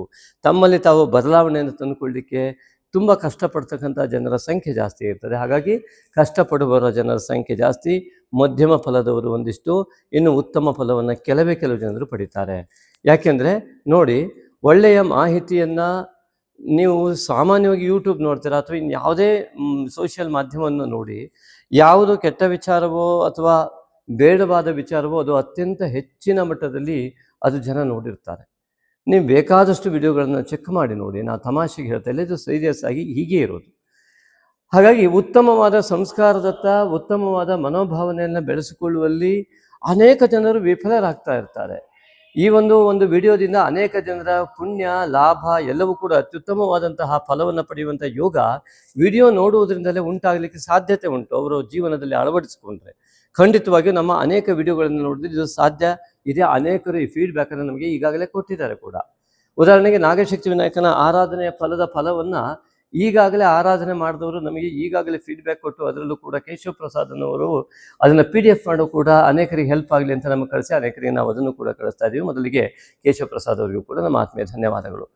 ಮುಖ್ಯವಾಗಿ ನಾವು ಇದನ್ನು ಗಮನಿಸ್ತಾ ಹೋದಾಗ ಸಾಮಾಜಿಕ ಬದಲಾವಣೆಯಲ್ಲಿ ಅನೇಕವಾಗಿ ಸಾಮಾಜಿಕವಾಗಿ ಯುದ್ಧ ಇತ್ಯಾದಿಗಳು ನಡೀತಾ ಇರುವುದರಿಂದಾಗಿ ಸಮಾಜದಲ್ಲಿ ಅತ್ಯುನ್ನತವಾದಂತಹ ಪದವೀಧರರಿಗೂ ಕೂಡ ಅನೇಕ ವಿಧವಾದ ಸಂಕಷ್ಟಗಳು ಎದುರಾಗುವ ಎಲ್ಲ ಲಕ್ಷಣಗಳು ಸಾಮಾಜಿಕ ಸುನಾಮಿಯ ಮಧ್ಯದಲ್ಲಿ ಕಂಡು ಬರ್ತಾ ಇದೆ. ಹಾಗಾಗಿ ಈ ಒಂದು ವಿಷಯವನ್ನು ನಾನು ಹೇಳ್ತಾ ಹೋದಾಗ ಮನೋವೈಶಾಲ್ಯತೆ ಅತಿ ಮುಖ್ಯವಾಗಿರ್ತದೆ. ಯಾವುದನ್ನು ಕೂಡ ನಾವು ತೆಗೆದುಕೊಳ್ಳಬೇಕು ಒಳ್ಳೆಯದನ್ನು ಅಂತಂದರೆ ಮೊದಲು ಮನಸ್ಸು ಅಷ್ಟೊಂದು ವಿಶಾಲವಾಗಬೇಕಾಗ್ತದೆ. ಮತ್ತೊಬ್ಬರ ತಪ್ಪನ್ನು ಗುರುತಿಸುವುದಕ್ಕೆ ಮನೋವೈಶಾಲ್ಯತೆ ಬೇಡ, ಮತ್ತೊಬ್ಬರ ಒಳ್ಳೆಯದನ್ನು ಗುರುತಿಸುವುದಕ್ಕೆ ಮನೋವೈಶಾಲ್ಯತೆ ಬೇಕು. ಮತ್ತೊಬ್ಬರ ಕೆಟ್ಟದನ್ನು ಗುರುತಿಸುವ ಮೂಲಕ ನಾನು ಒಳ್ಳೆಯವರು ಅಂತ ಹೇಳಿಕೊಳ್ಳುವವರ ಸಂಖ್ಯೆ ಜಾಸ್ತಿ ಇರ್ತದೆ. ಮತ್ತೊಬ್ಬರ ಒಳ್ಳೆಯದನ್ನೇ ನಾವು ಸರಿಯಾಗಿ ಪರಿಗಣಿಸುವಲ್ಲಿ ನಾವು ವಿಫಲರಾಗುವುದು ಯಾಕೆ ಅಂತಂದರೆ ನಾವು ಒಳ್ಳೆಯವರು ಅವರಿಗಿಂತ ಅಂತ ನಮ್ಮ ಮನೋಭಾವನೆ ಇರುವುದರಿಂದ. ಆದ್ದರಿಂದಾಗಿ ಯಾವತ್ತೂ ಮನೋವೈಶಾಲ್ಯತೆ ಜಾಸ್ತಿ ಆಗ್ತದೆಯೋ ಇದು ಅತಿ ಕಡಿಮೆ, ಅದೇ ಗುರುತತ್ವ. ಈ ಗುರುತತ್ವದ ವಿಚಾರಕ್ಕೆ, ದೈವ ಬಲದ ವಿಚಾರಕ್ಕೆ ಇಷ್ಟೊಂದು ಹೇಳಬೇಕಾಯ್ತು. ಯಾಕೆಂದರೆ ಈ ಒಂದು ವಿಡಿಯೋದಲ್ಲಿ ನಾನು ಅತಿಯಾಗಿ ಹೆಚ್ಚು ಹೇಳಲಿಕ್ಕೆ ಆಗದೇ ಇದ್ದರೂ ಆದಷ್ಟು ವಿಷಯವನ್ನು ಹೇಳುವಂಥ ತೀರ್ಮಾನ ಮಾಡೋದಕ್ಕೆ ಸ್ವಲ್ಪ ವಿಸ್ತೃತವಾಗಿ ತೆಗೆದುಕೊಂಡು ಹೋಗ್ತಾ ಇದ್ದೇನೆ. ನೋಡಿ, ವೈಶಾಲ್ಯತೆ ಮನೋಭಾವವುಳ್ಳವರು ಈ ಒಂದು ವಿಡಿಯೋ ನೋಡುವುದರಿಂದ ಅನೇಕರಿಗೆ ಹೆಲ್ಪ್ ಆಗ್ತದೆ ಅಂತೇಳಿ 10,000 ಜನ ನೋಡಿದ್ರೆ ಒಂದು ಕನಿಷ್ಠ ಪಕ್ಷ 5,000 ಜನ ಇದನ್ನು ಶೇರ್ ಮಾಡೋದಿಲ್ಲ, ಕೇವಲ 100 ಜನ. ಯಾಕೆಂದರೆ ಆ ಯೋಗ, ಆ ವೈಶಾಲ್ಯ ಮನೋಭಾವನೆ ಅಷ್ಟೇ ಜನರಿಗೆ ಇರ್ತದೆ. ಹಾಗಾಗಿ ದಯವಿಟ್ಟು ಒಳ್ಳೆಯ ಮಾಹಿತಿಯನ್ನು ಅತ್ಯಂತ ಹೆಚ್ಚು ಪ್ರಸಾರ ಮಾಡಿ ಸಮಾಜ ಇನ್ನೂ ಹೆಚ್ಚು ಅಭಿವೃದ್ಧಿಯ ಮುಖದತ್ತ, ಉತ್ತಮ ಶಾಂತಿಯುತವಾದಂತಹ ಮುಖದತ್ತ ಹೋಗಲಿ ಅಂತ ನಾನು ಬಯಸ್ತೇನೆ. ಕಾರಣ ಏನು ಅಂತಂದರೆ ನೋಡಿ, ಯುದ್ಧ ನಡೀತಾ ಇದೆ. ಯುದ್ಧಕ್ಕಾಗಿ ಶಸ್ತ್ರಾಸ್ತ್ರಗಳಿಗೋಸ್ಕರವಾಗಿ ನಾವು ಎಷ್ಟೆಲ್ಲ ಖರ್ಚನ್ನು ಮಾಡಬೇಕಾಗತ್ತೆ. ಅದು ಹಾಗೆ ಇಟ್ಟರು ಡೆಡ್ ವೇಸ್ಟು, ಅದು ಹಾಗೇ ಇರ್ತದೆ. ಮತ್ತೊಬ್ಬರ ಮೇಲೆ ಹಾಕಿದ್ರು ಅದು ಡೆಡ್ ವೇಸ್ಟ್, ಅದು ಯಾವುದೇ ಲಾಭವನ್ನು ತರೋದಿಲ್ಲ, ಇನ್ನಷ್ಟು ನಷ್ಟವನ್ನು ಉಂಟು ಮಾಡ್ತದೆ. ಆ ನಷ್ಟವನ್ನು ಉಂಟು ಮಾಡುವ, ಇಟ್ಟರೂ ಕೂಡ ಲಾಭವಿಲ್ಲದಂತಹ ಅವ್ಯವಸ್ಥೆಗೆ ನಾವು ಸಂಸ್ಕಾರಹೀನತೆಯಿಂದ ಹೋಗ್ತಾ ಇದ್ದೇವೆ. ಪ್ರತಿ ದೇಶಗಳು ಕೂಡ ಇದು ಪ್ರತಿ ಮನೆಯಲ್ಲೂ ಕೂಡ ಆಗ್ತಾ ಇದೆ. ಈ ಪ್ರತಿ ಮನೆಯಲ್ಲೂ ಕೂಡ ಅವರವರ ಮನೋಭಾವನೆ, ವೈಶಾಲ್ಯ ಮನೋಭಾವನೆಯ ಕೊರತೆಯಿಂದಾಗಿ ಮನೆಯಲ್ಲಿ ಅಸಮಾಧಾನ ಉಂಟಾಗುತ್ತೆ, ಅಕ್ಕಪಕ್ಕದ ಮನೆಯವರಲ್ಲಿ ಜಗಳ ಉಂಟಾಗುತ್ತೆ. ಈ ರೀತಿಯಾದ ದೋಷಗಳು ಪ್ರತಿ ರಾಶಿಯವರಿಗೂ ಕೂಡ ಲಭ್ಯವಾಗ್ತದೆ. ಅದರಲ್ಲೂ ಚಂದ್ರಮನು ಹೃದಯ ಭಾಗದಲ್ಲಿದ್ದು ಹೃದಯ ಭಾವನೆಯನ್ನು ಅತ್ಯಂತ ಸುಸ್ಪಷ್ಟವಾಗಿ ಚಿತ್ತಶುದ್ಧಿಯಿಂದ ಹೇಳ್ತಕ್ಕಂತಹ ಮಹಾಯೋಗ ಇರತಕ್ಕಂಥವರು ಕರ್ಕಾಟಕ ರಾಶಿಯವರು. ಇಂತಹ ಒಂದು ಕರ್ಕಾಟಕ ರಾಶಿ ಅಧಿಪತಿಯೇ ಆ ಚಂದ್ರಮನು ಪೌರ್ಣಿಮೆಯನ್ನು ಕನ್ಯಾದಲ್ಲಿ ತೃತೀಯ ಸ್ಥಾನದಲ್ಲಿ ಬುಧನ ಮನೆಯಲ್ಲಿ, ಆ ಬುಧನ ಒಂದು ಬುದ್ಧಿಶಕ್ತಿಯ ಮನೆ ಇದು. ಹಾಗಾಗಿ ಬುದ್ಧಿ ಮತ್ತು ಮನಸ್ಸು ಸಂಪೂರ್ಣವಾಗಿ ಪ್ರಶಸ್ತವಾಗಿ ಉಲ್ಲಸಿತವಾಗಿ ಅದು ಪ್ರಫುಲ್ಲವಾಗಿ ಅರಳಿ ಅತ್ಯುತ್ತಮವಾದ ಪುಣ್ಯ ಫಲವನ್ನು ಅನುಭವಿಸಲಿಕ್ಕೆ ಯೋಗ್ಯವಾದ ಪೌರ್ಣಿಮೆ ಇದು. ಅದೇ ರೀತಿಯಾಗಿ ಅಮಾವಾಸ್ಯೆ ಕೂಡ ಇಲ್ಲಿ ಕರ್ಕಾಟಕದಿಂದ ಭಾಗ್ಯದ ಸ್ಥಾನದಲ್ಲಿ ಗುರುವಿನ ಜ್ಞಾನಕಾರಕರ ಮನೆಯಲ್ಲಿ ಉಂಟಾಗ್ತಾ ಇರತಕ್ಕಂಥದ್ದು. ಇದು ಅತಿ ಮುಖ್ಯವಾಗಿ ನನಗೆ ಕಂಡುಬರುವಂಥ ಅಂಶಗಳು. ಇಷ್ಟನ್ನು ಹೇಳೋದಕ್ಕೆ ಮುಖ್ಯ ಕಾರಣ ಏನು ಅಂದರೆ ಮಿತ್ರರೇ, ನಿಮ್ಮ ಜೀವನದಲ್ಲಿ ಬದಲಾವಣೆಗಳು ಉಂಟಾಗಲಿ, ಯೋಗಗಳ ಬದಲಾವಣೆ ಕೂಡ ಉಂಟಾಗಲಿ, ಅತ್ಯುತ್ತಮವಾದ ಜೀವನದತ್ತ ನೀವು ದಾಪುಗಾಲು ಹಾಕುವಂತಾಗಲಿ ಅಂತ ನಮ್ಮ ಆಶಯದೊಂದಿಗೆ ನಾವು ಈ ವಿಡಿಯೋವನ್ನು ಮಾಡ್ತಾ ಇದ್ದೇವೆ. ಅದಕ್ಕಾಗಿ ಆದಷ್ಟು ವಿವರಣೆಯನ್ನು ಕೊಡ್ತೇವೆ, ಸಹನೆಯಿಂದ ದಯವಿಟ್ಟು ಕೇಳಿ. ಹಾಗೆಯೇ ಇಲ್ಲಿ ಕರ್ಕಾಟಕ ರಾಶಿಯ ಅಧಿಪತಿ ಆದರೆ ಇಲ್ಲಿ ವೇದದಲ್ಲಿ ಗುರು ಕಾಣ್ತಾ ಇರುವಂಥದ್ದು, ದ್ವಿತೀಯದಲ್ಲಿ ಕೇತು ಕಾಣ್ತಾ ಇರುವುದು. ಹೇಗಿದೆ ಅಂತಂದರೆ, ಬಲ ಕೊಡುವವನು ಹಿಂದ್ಗಡೆ ಇದ್ದಾನೆ, ಕಣ್ಣಿಗೆ ಕಾಣ್ತಾ ಇಲ್ಲ. ಯಾರು ವಿಘ್ನವನ್ನು ಉಂಟು ಮಾಡ್ತಾನೆ ಎದುರುಗಡೆ ಯುದ್ಧಕ್ಕೆ ಬಂದಾಗಿದೆ. ಕೇತುವಿನ ಮುಖವೇ ಇಲ್ಲಿ ಮೊದಲು ಬಂದು ಕೇತುವಿನಿಂದ ಬಾಧಿತವಾಗುವ ರಾಶಿಯೇ ಈ ಒಂದು ಕರ್ಕಾಟಕ ರಾಶಿ ಆಗಿಬಿಟ್ಟಿದೆ ಈ ಒಂದು ಸಂದರ್ಭದಲ್ಲಿ. ಹಾಗಾದರೆ ದೋಷವೇ? ದೋಷವನ್ನು ತೆಗೆದುಕೊಳ್ಳುವವರಿಗೆ ಅತಿ ದೊಡ್ಡ ದೋಷ. ದೋಷದಿಂದ ಮುಕ್ತರಾಗ ಬಯಸುವ ವಿಶಾಲ ಮನೋಭಾವವುಳ್ಳವರಿಗೆ ಇದು ಅತಿ ದೊಡ್ಡ ಫಲವನ್ನು ತೆಗೆದುಕೊಳ್ಳಿಕ್ಕೆ ಯೋಗ್ಯವಾದ ಸ್ಥಾನ. ಹಾಗಾಗಿ ಒಂದು ಗ್ರಹವು ಒಬ್ಬರಿಗೆ ಕೆಟ್ಟದ್ದನ್ನು ಮಾಡಿದ್ರೆ ಇನ್ನೊಬ್ಬರಿಗೆ ಒಳ್ಳೆಯದನ್ನು ಮಾಡ್ತದೆ, ಅರ್ಥಾತ್ ಸೂಚಿಸುತ್ತದೆ. ಯಾಕೆಂದರೆ ಅವರವರ ವ್ಯಕ್ತಿತ್ವ ಮತ್ತು ಅದನ್ನು ತೆಗೆದುಕೊಳ್ಳುವಂತಹ ರೀತಿ ನೀತಿಗಳ ಮೇಲೆ ಅವಲಂಬಿತವಾಗಿರ್ತದೆ. ಆದ್ದರಿಂದಾಗಿ ಮಿತ್ರರೇ, ಇಲ್ಲಿ ಮುಖ್ಯವಾಗಿ ನೋಡಿ, ಕರ್ಕಾಟಕ ರಾಶಿಯವರು ಒಂದು ಕಡೆ ಬಲವನ್ನು ಕಳೆದುಕೊಂಡು ಇನ್ನೊಂದು ಕಡೆ ವಿರೋಧವನ್ನು ಹೆಚ್ಚು ಮಾಡಿಕೊಂಡು ಸ್ಥಿತಿಗತಿಗಳಲ್ಲಿ ಇದ್ದರೆ ಆಶ್ಚರ್ಯ ಕೂಡ ಇಲ್ಲ. ಯಾವುದಿದು? ಹಣಕಾಸಿನ ಸ್ಥಾನ, ಕುಟುಂಬದ ಸ್ಥಾನ, ಬೂದಿ ಮುಚ್ಚಿದ ಕೆಂಡ. ಅದೇ ರೀತಿಯಲ್ಲಿ ಮಿತ್ರ ಕ್ಷೇತ್ರ, ಸಹಾಯ ಮಾಡಲಾಗದ ಅಸಹಾಯಕ ಮಿತ್ರರ ವೃಂದ. ಇದು ಯಾವ ರೀತಿಯಿಂದಲೂ ಕೂಡ ಈ ಒಂದು ಮನೋಬಲವನ್ನು ವೃದ್ಧಿಸಲು, ಆತ್ಮಬಲವನ್ನು ವೃದ್ಧಿಸಲು, ಯೋಗವನ್ನು ವೃದ್ಧಿಸಲು ಸಹಾಯ ಮಾಡಲು ಅಸಹಕಾರವನ್ನು ನೀಡುವಂಥ ಅವ್ಯವಸ್ಥೆ. ಆದರೂ ಕೂಡ ಕರ್ಕಾಟಕ ರಾಶಿಯವರು ಅತ್ಯುತ್ತಮವಾದ ಫಲವನ್ನು ಪಡಿತಾ ಇದ್ದವರು ಖಂಡಿತ ಇದ್ದಾರೆ, ಪಡೆಯದೇ ಇದ್ದವರು ಇದ್ದಾರೆ. ಆದ್ದರಿಂದ ಪಡೆಯದೇ ಇದ್ದವರಿಗೆ ಇದರ ಅಗತ್ಯ ಇದೆ. ನಾನು ಮುಂದೆ ಹೇಳುವಂಥದ್ದು ಅತ್ಯುತ್ತಮವಾದ ಫಲವನ್ನು ಪಡೆಯಲಿಕ್ಕೆ ಬೇಕಾದಂಥ ಅಂಶಗಳೇನು ಎಂಬುದಾಗಿ ನಾವು ಸೂಕ್ಷ್ಮವಾಗಿ ಗಮನಿಸಬೇಕಾಗತ್ತೆ. ಇದು ಕೇವಲ ಜ್ಯೋತಿಷ್ಯ ಅಂದರೆ ಕೇವಲ 10 ನಿಮಿಷದಲ್ಲಿ ಹೇಳುವಂಥ ವಿಚಾರವೇ ಅಲ್ಲ. ಆದರೂ ಕೂಡ ಸ್ವಲ್ಪವನ್ನು ಮುಟ್ಟಿಸೋಣ ಅನ್ನೋ ರೀತಿಯಲ್ಲಿ ವಿಡಿಯೋವನ್ನು ಮಾಡ್ತಾ ಇದ್ದೇವೆ. ಆದರೂ ಕೂಡ ಎಷ್ಟರ ಮಟ್ಟಿಗೆ ಸಾಧ್ಯವಷ್ಟನ್ನು ನಾವು ಮಾಡ್ತೇವೆ. ಅದಕ್ಕೆ ತಮ್ಮ ಸಹಕಾರ ಮುಖ್ಯ. ನೀವು ಇದು ಉದಾಹರಣೆಗೆ ನೋಡಿದವರೆಲ್ಲ ಇದನ್ನು ಶೇರ್ ಮಾಡಿದ್ರೆ ಅಂತ ಇಟ್ಕೊಳ್ಳಿ. ಮುಂದಿನ ಬಾರಿ ಇದು ಅತಿ ಹೆಚ್ಚು ವ್ಯೂ ಆಯಿತು ಅಂದರೆ ಹೆಚ್ಚಿಗೆ ಜನರಿಗೆ ಇದ್ರ ಲಾಭ ಉಂಟಾಗ್ತಾ ಇದೆ ಅಂತ ನಾವು ಇನ್ನೂ ಆಸಕ್ತಿಯುತವಾಗಿ ಈ ಒಂದು ವಿಡಿಯೋವನ್ನು ಮಾಡುವಂಥ ಸಾಧ್ಯತೆಗಳಿದೆ. ಹಾಗಾಗಿ ತಮ್ಮೆಲ್ಲರ ಒಂದು ಉತ್ತಮತೆಗಾಗಿ ನಮ್ಮ ಮುಂದಿನ ಮಾತನ್ನು ಕೇಳ್ಕೊಳ್ಳಿ. ಕೇತು ಮತ್ತು ಗುರುವಿನ ಆ ಅವ್ಯವಸ್ಥೆಯಲ್ಲಿ ಮಧ್ಯದಲ್ಲಿ ಸಿಲುಕಿಕೊಂಡಿರುವಂಥ ಕರ್ಕಾಟಕ ರಾಶಿ ಯಾವ ರೀತಿಯಾದ ಫಲವನ್ನು ಕೊಡ್ತದೆ? ಕೇತುವಿನಿಂದ ಮೊದಲು ಬಾಧಿತವಾಗುವುದು ಕರ್ಕಾಟಕ ರಾಶಿ, ಎರಡನೆಯ ಬಾಧಿತವಾಗುವಂಥದ್ದು ಗುರು. ಆ ಗುರುವು ಈ ಒಂದು ಕರ್ಕಾಟಕ ರಾಶಿಗೆ ಇಲ್ಲಿ ಷಷ್ಠಾಧಿಪತಿಯಾಗಿಯೂ ಭಾಗ್ಯಾಧಿಪತಿಯಾಗಿರುವಂತಹ ಗುರುವೇ ಏಕೆ ಹೋಗಿರುವಂಥದ್ದು? ಶತ್ರುವಿನ ವಿನಾಶದ ಜೊತೆಗೆ ಭಾಗ್ಯದ ಫಲವು ವಿನಾಶವಾಗಿರುವಂಥದ್ದು ನಷ್ಟವನ್ನು ನೋಡ್ತಾ ಹೋದರೆ. ಅದೇ ರೀತಿಯಲ್ಲಿ ದ್ವಿತೀಯಾಧಿಪತಿ ಅಂತಹ ರವಿಯು ಉಚ್ಚ ಸ್ಥಾನಕ್ಕೆ ದಶಮದಲ್ಲಿ ಬರ್ತಾ ಇರುವಂಥದ್ದು ಅತ್ಯುತ್ತಮವಾದ ಫಲವನ್ನು ಕೊಟ್ಟರೂ ಕೂಡ ಅದನ್ನು ನೀಡದೇ ಇರುವ ಸ್ಥಾನದಲ್ಲಿ ಕೇತುವು ಕುಳಿತುಕೊಂಡಿರುವಂಥದ್ದು. ಹೀಗೆ ಕೇತುವು ದ್ವಿತೀಯ ಹಣಕಾಸಿನ ಕ್ಷೇತ್ರದಲ್ಲಿದ್ದು ಉದ್ಯೋಗ ಸ್ಥಾನವನ್ನು ಉನ್ನತಿ ಮಾಡಿ ಉದ್ಯೋಗದಲ್ಲಿ ಉನ್ನತ ಸ್ಥಾನವನ್ನು ಪಡೆದು ಅಲ್ಲಿ ಹಣಕಾಸಿನ ವ್ಯವಸ್ಥೆಯಲ್ಲಿ ಏನೂ ಇಲ್ಲ, ಅದೇ ಹಣದಲ್ಲಿ ಮತ್ತೊಂದು ಉನ್ನತ ಹುದ್ದೆಯನ್ನು ಅಲಂಕರಿಸಬಹುದು. ಅಥವಾ ಒಬ್ಬರ ಕೆಲಸ ಮಾಡ್ತಾ ಇರುವಂತಹ ನೀವು ಕೆಲಸ ಮಾಡ್ತಾ ಇರೋ ಜಾಗದಲ್ಲಿ ಇದ್ದಕ್ಕಿದ್ದಂತೆ ಇಬ್ಬರು ಜಾಗ ಖಾಲಿ ಮಾಡಿಬಿಡ್ತಾರೆ. ಅವ್ರ ಕೆಲಸವನ್ನು ಕೂಡ ಅಲ್ಲಿನ ಮೇಲಿನ ಅಧಿಕಾರಿ ನಿಮ್ಮ ಮೇಲೆ ಹಾಕಿಬಿಡ್ತಾನೆ. ನೀವು ಒಳ್ಳೆ ಅಧಿಕಾರಿ, ನೀವು ತುಂಬ ಚೆನ್ನಾಗಿ ಕೆಲಸ ಮಾಡ್ತೀರಾ, ನಿಮಗೆ ಈ ಮುಂದಿನ ಹುದ್ದೆ ನಿಮಗೆ ಅಲಂಕಾರಗೊಳ್ಳಿ, ನೀವು HM ಆಗಿ ಅಥವಾ ಪ್ರಿನ್ಸಿಪಾಲ್ ಆಗಿ ಅಥವಾ ಇಲ್ಲಿ ಮ್ಯಾನೇಜರ್ ಆಗಿ ಅಥವಾ ಇಲ್ಲಿ ಮುಂದಿನ CEO ಆಗಿ ಏನೋ ಈ ರೀತಿಯಾದ ಉನ್ನತ ಹುದ್ದೆಯನ್ನು ಕೂರಿಸಿಬಿಡೋದು ನಿಮ್ಮಿಂದ ಲಾಭ ತೆಗೆದುಕೊಂಡು ನಿಮಗೆ ಹಣಕಾಸಿನ ಲಾಭವನ್ನು ಕೊಡದೇ ಇರುವಂಥದ್ದು.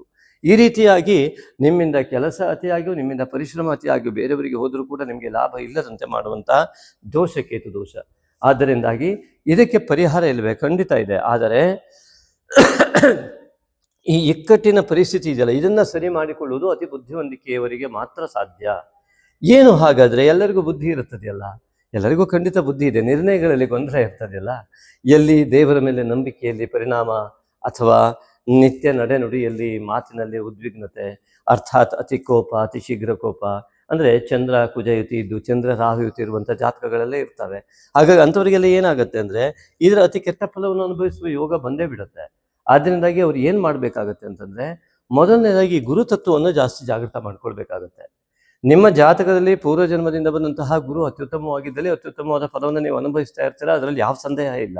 ಅದು ವೇದಲ್ಲಿದ್ದರೂ ಕೂಡ ಜೂನ್ 2ಕ್ಕೆ ಇಲ್ಲೇ ಬರ್ತದೆ. ಅಷ್ಟು ನಂತರವೂ ಕೂಡ ನಿಮ್ಮ ಜೀವನ ಅತ್ಯುತ್ತಮವಾದಂತಹ ಒಂದು ಪರಿವರ್ತನೆಯನ್ನಾಗೊಳ್ಳುವಂಥ ಯೋಗವನ್ನು ಕೂಡ ಹೊಂದಿದೆ. ಆದರೂ ಕೂಡ ನಿಮ್ಮ ಜಾತಕದಲ್ಲಿ ಅತ್ಯುತ್ತಮವಾದ ಫಲದಲ್ಲಿ ಗುರು ಇದ್ದರೆ ಗುರು ಏಕೆ ಬಂದರೂ ಕೂಡ ಉತ್ತಮ ಫಲವನ್ನು ಅನುಭವಿಸುವುದರಲ್ಲಿ ಹಿನ್ನಡೆ ಇಲ್ಲ. ಆದರೆ ವಿಶಾಲ ಮನೋಭಾವನೆ ಇಲ್ಲದಿದ್ದರೆ, ಉದಾಹರಣೆ ನಮ್ಮ ವಿಡಿಯೋವನ್ನು ಮಿಥುನ ರಾಶಿಯವರು ಅಥವಾ ಕರ್ಕಾಟಕ ರಾಶಿಯವರು ಹಿಂದೆ ಎಷ್ಟೋ ಜನ ನೋಡಿರ್ಬೋದು. ಎಷ್ಟು ಜನ ಶೇರ್ ಮಾಡಿದ್ದೀರಾ ಮಿತ್ರರೇ? ಒಂದು ವಿಶಾಲ ಮನೋಭಾವನೆಯಿಂದ ಇಂತಹ ಒಳ್ಳೆಯ ಮಾಹಿತಿಯನ್ನು ಕೊಡಬೇಕು ಅಂಥೇಳಿ ಚಿಂತನೆ ಮಾಡಿದವರು ಎಷ್ಟಿದ್ದೀರಾ? ನಿಮಗೆ ನೀವೇ ಪ್ರಶ್ನೆ ಮಾಡ್ಕೊಳ್ಳಿ. ಅದರಿಂದಾಗಿ ಈ ಒಂದು ವಿಶಾಲ ಮನೋಭಾವನೆ ಸುಲಭದ ಕೆಲಸವೇ ಅಲ್ಲ, ಆದರೆ ನಿರ್ಣಯ ಸರಿ ಇದ್ದಲ್ಲಿ ಅದು ಅತ್ಯಂತ ಸುಲಭ. ಹಾಗಾಗಿ ನೀವು ಮನಸ್ಸನ್ನು ವಿಶಾಲ ಮಾಡಿಕೊಳ್ಳುವ, ಚಂದ್ರ ಮನಃಕಾರಕ ಮತ್ತು ಮಾತ್ರಕಾರಕ, ನಿಮ್ಮ ತಾಯಿಯ ಸ್ವಭಾವವನ್ನು ನೀವು ಹೊಂದಿರುವುದು ಹೆಚ್ಚಾಗಿ ಕಂಡು ಬರ್ತದೆ. ಆದ್ದರಿಂದಾಗಿ ನಿಮ್ಮ ತಾಯಿ ಅಂದರೆ ನೋಡಿ, ನಮ್ಮ ಮಾತಾ ಪೂರ್ವ ರೂಪಮ್ಮ, ಈ ತಾಯಿ ಭೂಮಿಯನ್ನು ಕೂಡ ತಾಯಿ ಅಂತ ಕರಿತೇವೆ, ಸಹನಾ ಧರಿತ್ರಿ ಅಂತ ಕರಿತೇವೆ. ಒಂದು ತಾಯಿಯ ಸ್ವಭಾವವನ್ನು ಹೊಂದಿದಂಥವರು ಎಷ್ಟೊಂದು ಸಹನೆಯಿಂದ ವರ್ತನೆ ಮಾಡಬೇಕಲ್ವಾ, ತಾಯಿಯನ್ನು ಎಷ್ಟು ಚೆನ್ನಾಗಿ ನೋಡ್ಕೊಳ್ಬೇಕಲ್ವಾ, ಅದಕ್ಕೆ ವಿರುದ್ಧ ಇದ್ದವರಿಗೆಲ್ಲ ಕೆಟ್ಟ ಫಲ ಸಿಗುತ್ತೆ. ಆದ್ದರಿಂದ ಸಹನೆ ಅತಿ ಮುಖ್ಯವಾಗಿ ಬೇಕು, ದೈವ ಬಲವನ್ನು ಜಾಸ್ತಿ ಮಾಡಿಕೊಳ್ಳಿಕ್ಕೆ.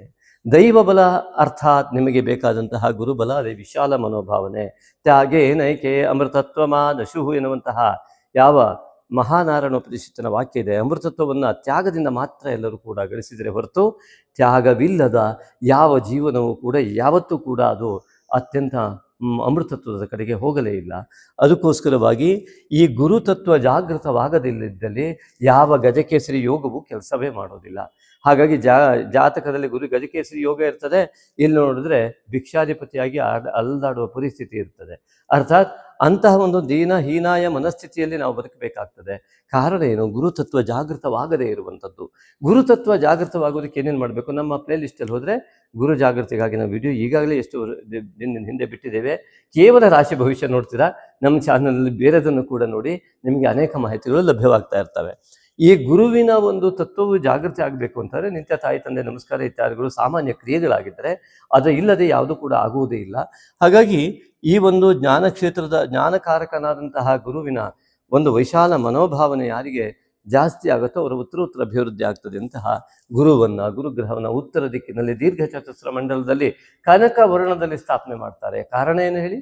ಕನಕ ವರ್ಣದ ಬಂಗಾರದ ವರ್ಣ ಸಂಸ್ಕಾರಯುಕ್ತವಾದ ಜ್ಞಾನ ವಿಶಾಲ ಮನೋಭಾವನೆಯತ್ತ ಉತ್ತರ ಅಭಿವೃದ್ಧಿಯನ್ನು ಮಾಡ್ತದೆ.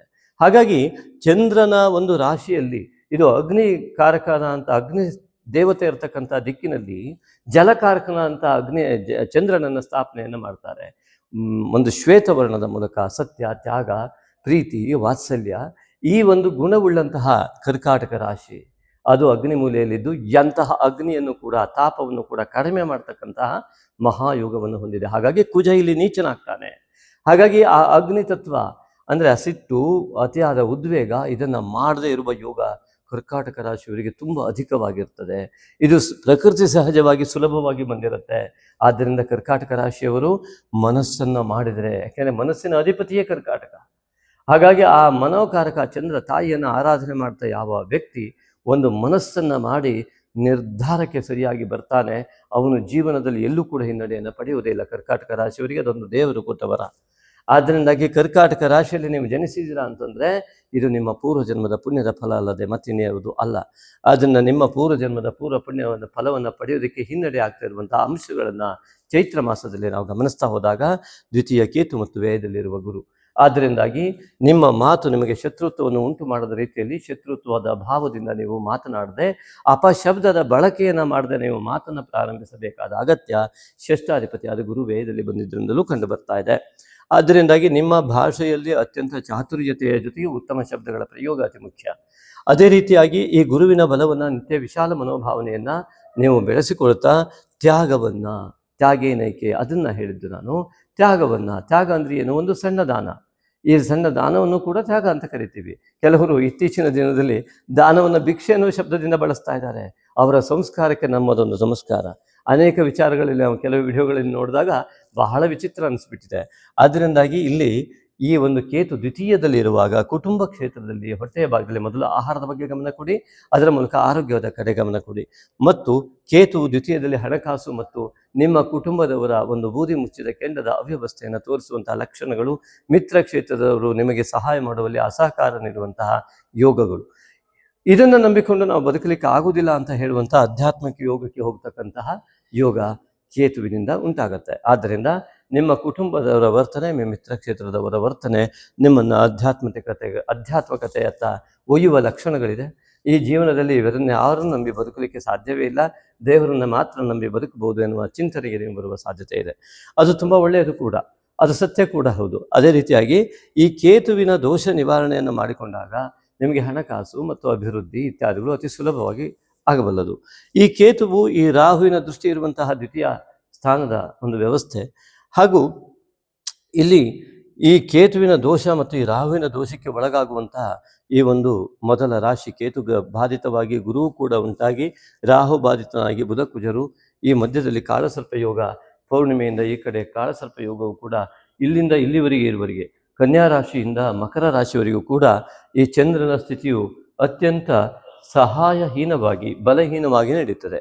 ಆದ್ದರಿಂದಾಗಿ ಕರ್ಕಾಟಕ ರಾಶಿಯ ಅಧಿಪತಿಯು 2.5 ದಿನಕ್ಕೆ ಒಂದು ಮನೆಯನ್ನು ಸಂಚರಿಸ್ತಾ ಇರುವಾಗ 2.5 ದಿನಕ್ಕೆ ಒಂದೊಂದು ರಾಶಿಯನ್ನು ಹೋಗ್ತಾ ರಾಹು ಮತ್ತು ಕೇತುವಿನಿಂದ, ಇಲ್ಲಿ ರಾಹುವಿನಿಂದ ಬಾಧಿತವಾಗಿ ಈ ರಾಹುವಿಂದ ಬಾಧಿತವಾದ ಚಂದ್ರನಿಂದ ಕೆಲವರಿಗೆ ಸಾಧನಾ ಯೋಗ ಉಂಟಾಗತ್ತೆ, ಕೆಲವರಿಗೆ ಸಾಧನಾಹೀನ ಯೋಗ ಉಂಟಾಗತ್ತೆ, ಅವರವರನ್ನು ಅವಲಂಬಿಸಿ. ಆದ್ದರಿಂದ ರಾಹುವಿಂದ ಬಾಧಿತವಾದ ಈ ರಾಶಿಗಳಲ್ಲಿ ಪೂರ್ಣಿಮೆಯ ನಂತರದಲ್ಲಿ ಚಂದ್ರನು ಸಂಚರಿಸುವುದರಿಂದ ನೀವು ಹುಣ್ಣಿಮೆಯೆಂದು ಎಲ್ಲ ರೀತಿಯಾದ ನಿಮ್ಮ ಆಶಾ ಮನೋಭಾವನೆಗಳನ್ನು ಸಂಕಲ್ಪಿಸಿ ಸರಿಯಾಗಿ 2 ತುಪ್ಪದ ದೀಪಗಳನ್ನು ಹಚ್ಚಿ ನಾಗಶಕ್ತಿ ವಿನಾಯಕನನ್ನು ಈಗಾಗಲೇ ಮುಂದಿನ ಈ ವಿಡಿಯೋದಲ್ಲಿ ಅಪ್ಡೇಟ್ ಮಾಡಿ 2ನೇ ಬಾರಿ ಬಿಡ್ತಾ ಇದ್ದೇವೆ. ಮಾನಸ ಪೂಜೆಯನ್ನು ಖಂಡಿತ ಮಾಡಿ. ಮನಸ್ಸಿಗೆ ಕಾರಕನಾದವನೇ ಚಂದ್ರ, ಕರ್ಕಾಟಕ ಅಧಿಪತಿಯ ಚಂದ್ರ. ನೀವು ಮಾನಸ ಪೂಜೆಯನ್ನು ಮಾಡಿದರೆ 12 ರಾಶಿಗಳಲ್ಲಿ ಅತ್ಯಂತ ಬೇಗ ಉತ್ತಮ ಫಲವನ್ನು ಪಡೆಯುವ ಯೋಗವನ್ನು ಪಡಿತೀರಿ. ಅದು ಅತಿ ಮುಖ್ಯವಾಗಿ ನಮಗೆ ಕಂಡುಬರುವಂಥದ್ದು. ಮಾನಸ ಪೂಜೆ ಮನಸ್ಸಿಗೆ ಸಂಬಂಧಪಟ್ಟಿದ್ದೆ. ಮಾನಸ ಸರೋವರ ಮನಸ್ಸಿಗೆ ಸಂಬಂಧಪಟ್ಟಿದ್ದೆ ಮಾನಸ ಸರೋವರ. ನೋಡಿ, ಹಿಮಾಲಯದಲ್ಲಿರುವಂತಹ ಕೈಲಾಸ ಪರ್ವತದ ಸಾನ್ನಿಧ್ಯದಲ್ಲಿ ಇರ್ತಕ್ಕಂತಹ ಸರೋವರಕ್ಕೆ ಮಾನಸ ಸರೋವರ ಅಂತ ಹೆಸರಿಟ್ಟಿದ್ದಾರೆ. ರಾಜಹಂಸಗಳಿರ್ತಾವೆ ಅಲ್ಲಿ.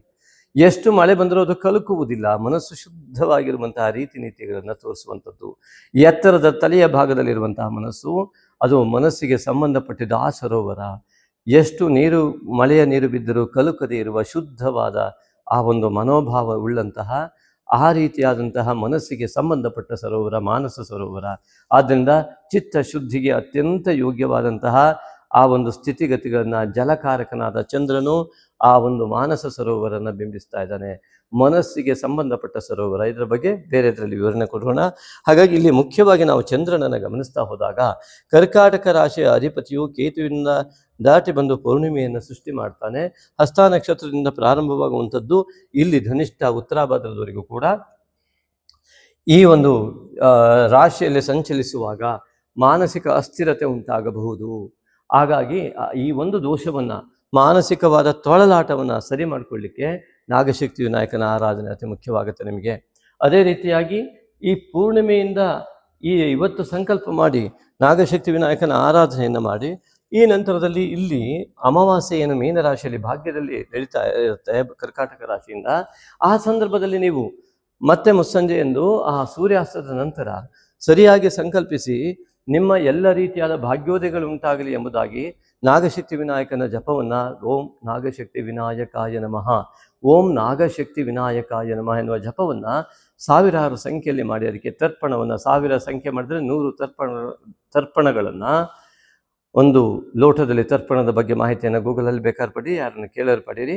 ಆದರೆ ಅದರ ಮೂಲಕವಾಗಿ ತರ್ಪಣವನ್ನು 1000ಕ್ಕೆ 100ರ ಹಾಗೆ 100ಕ್ಕೆ 10ರ ಹಾಗೆ ತರ್ಪಣವನ್ನು ಜೇನುತುಪ್ಪ, ಹಾಲು ಇತ್ಯಾದಿಗಳನ್ನು ಕೊಡುವುದರಿಂದ ನಿಮ್ಮ ಮನೋಕಾಮನೆಗಳು ಸಿದ್ಧಿ ಆಗ್ತವೆ. ಉತ್ತಮ ಮನೋಕಾಮನೆಗಳು ಗಮನಿಸಬೇಕು.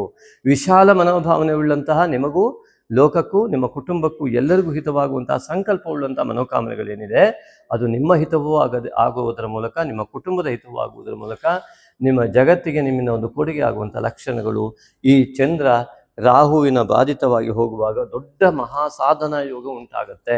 ಆ ಹಠವೆಲ್ಲವನ್ನ ಬಿಟ್ಟು ಛಲದಿಂದ ನೀವು ಹೋದಾಗ ಅತಿ ದೊಡ್ಡ ವಿಷಯವಾದಂಥ ಸಾಧನೆ ನಿಮ್ಮಿಂದ ಆಗುವ ಯೋಗ ಇದೆ, ಸಾಧನಾ ಯೋಗ.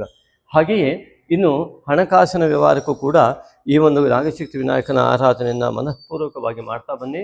ಆದಷ್ಟು ಬೇಗ ನಿಮಗೆ ಆ ತೊಡಕಿನಿಂದ ಹೊರಬರುವಂತಹ ಸಾಧ್ಯತೆಗಳು ಎಲ್ಲ ರೀತಿಯಿಂದ ಲಭ್ಯ ಇದೆ.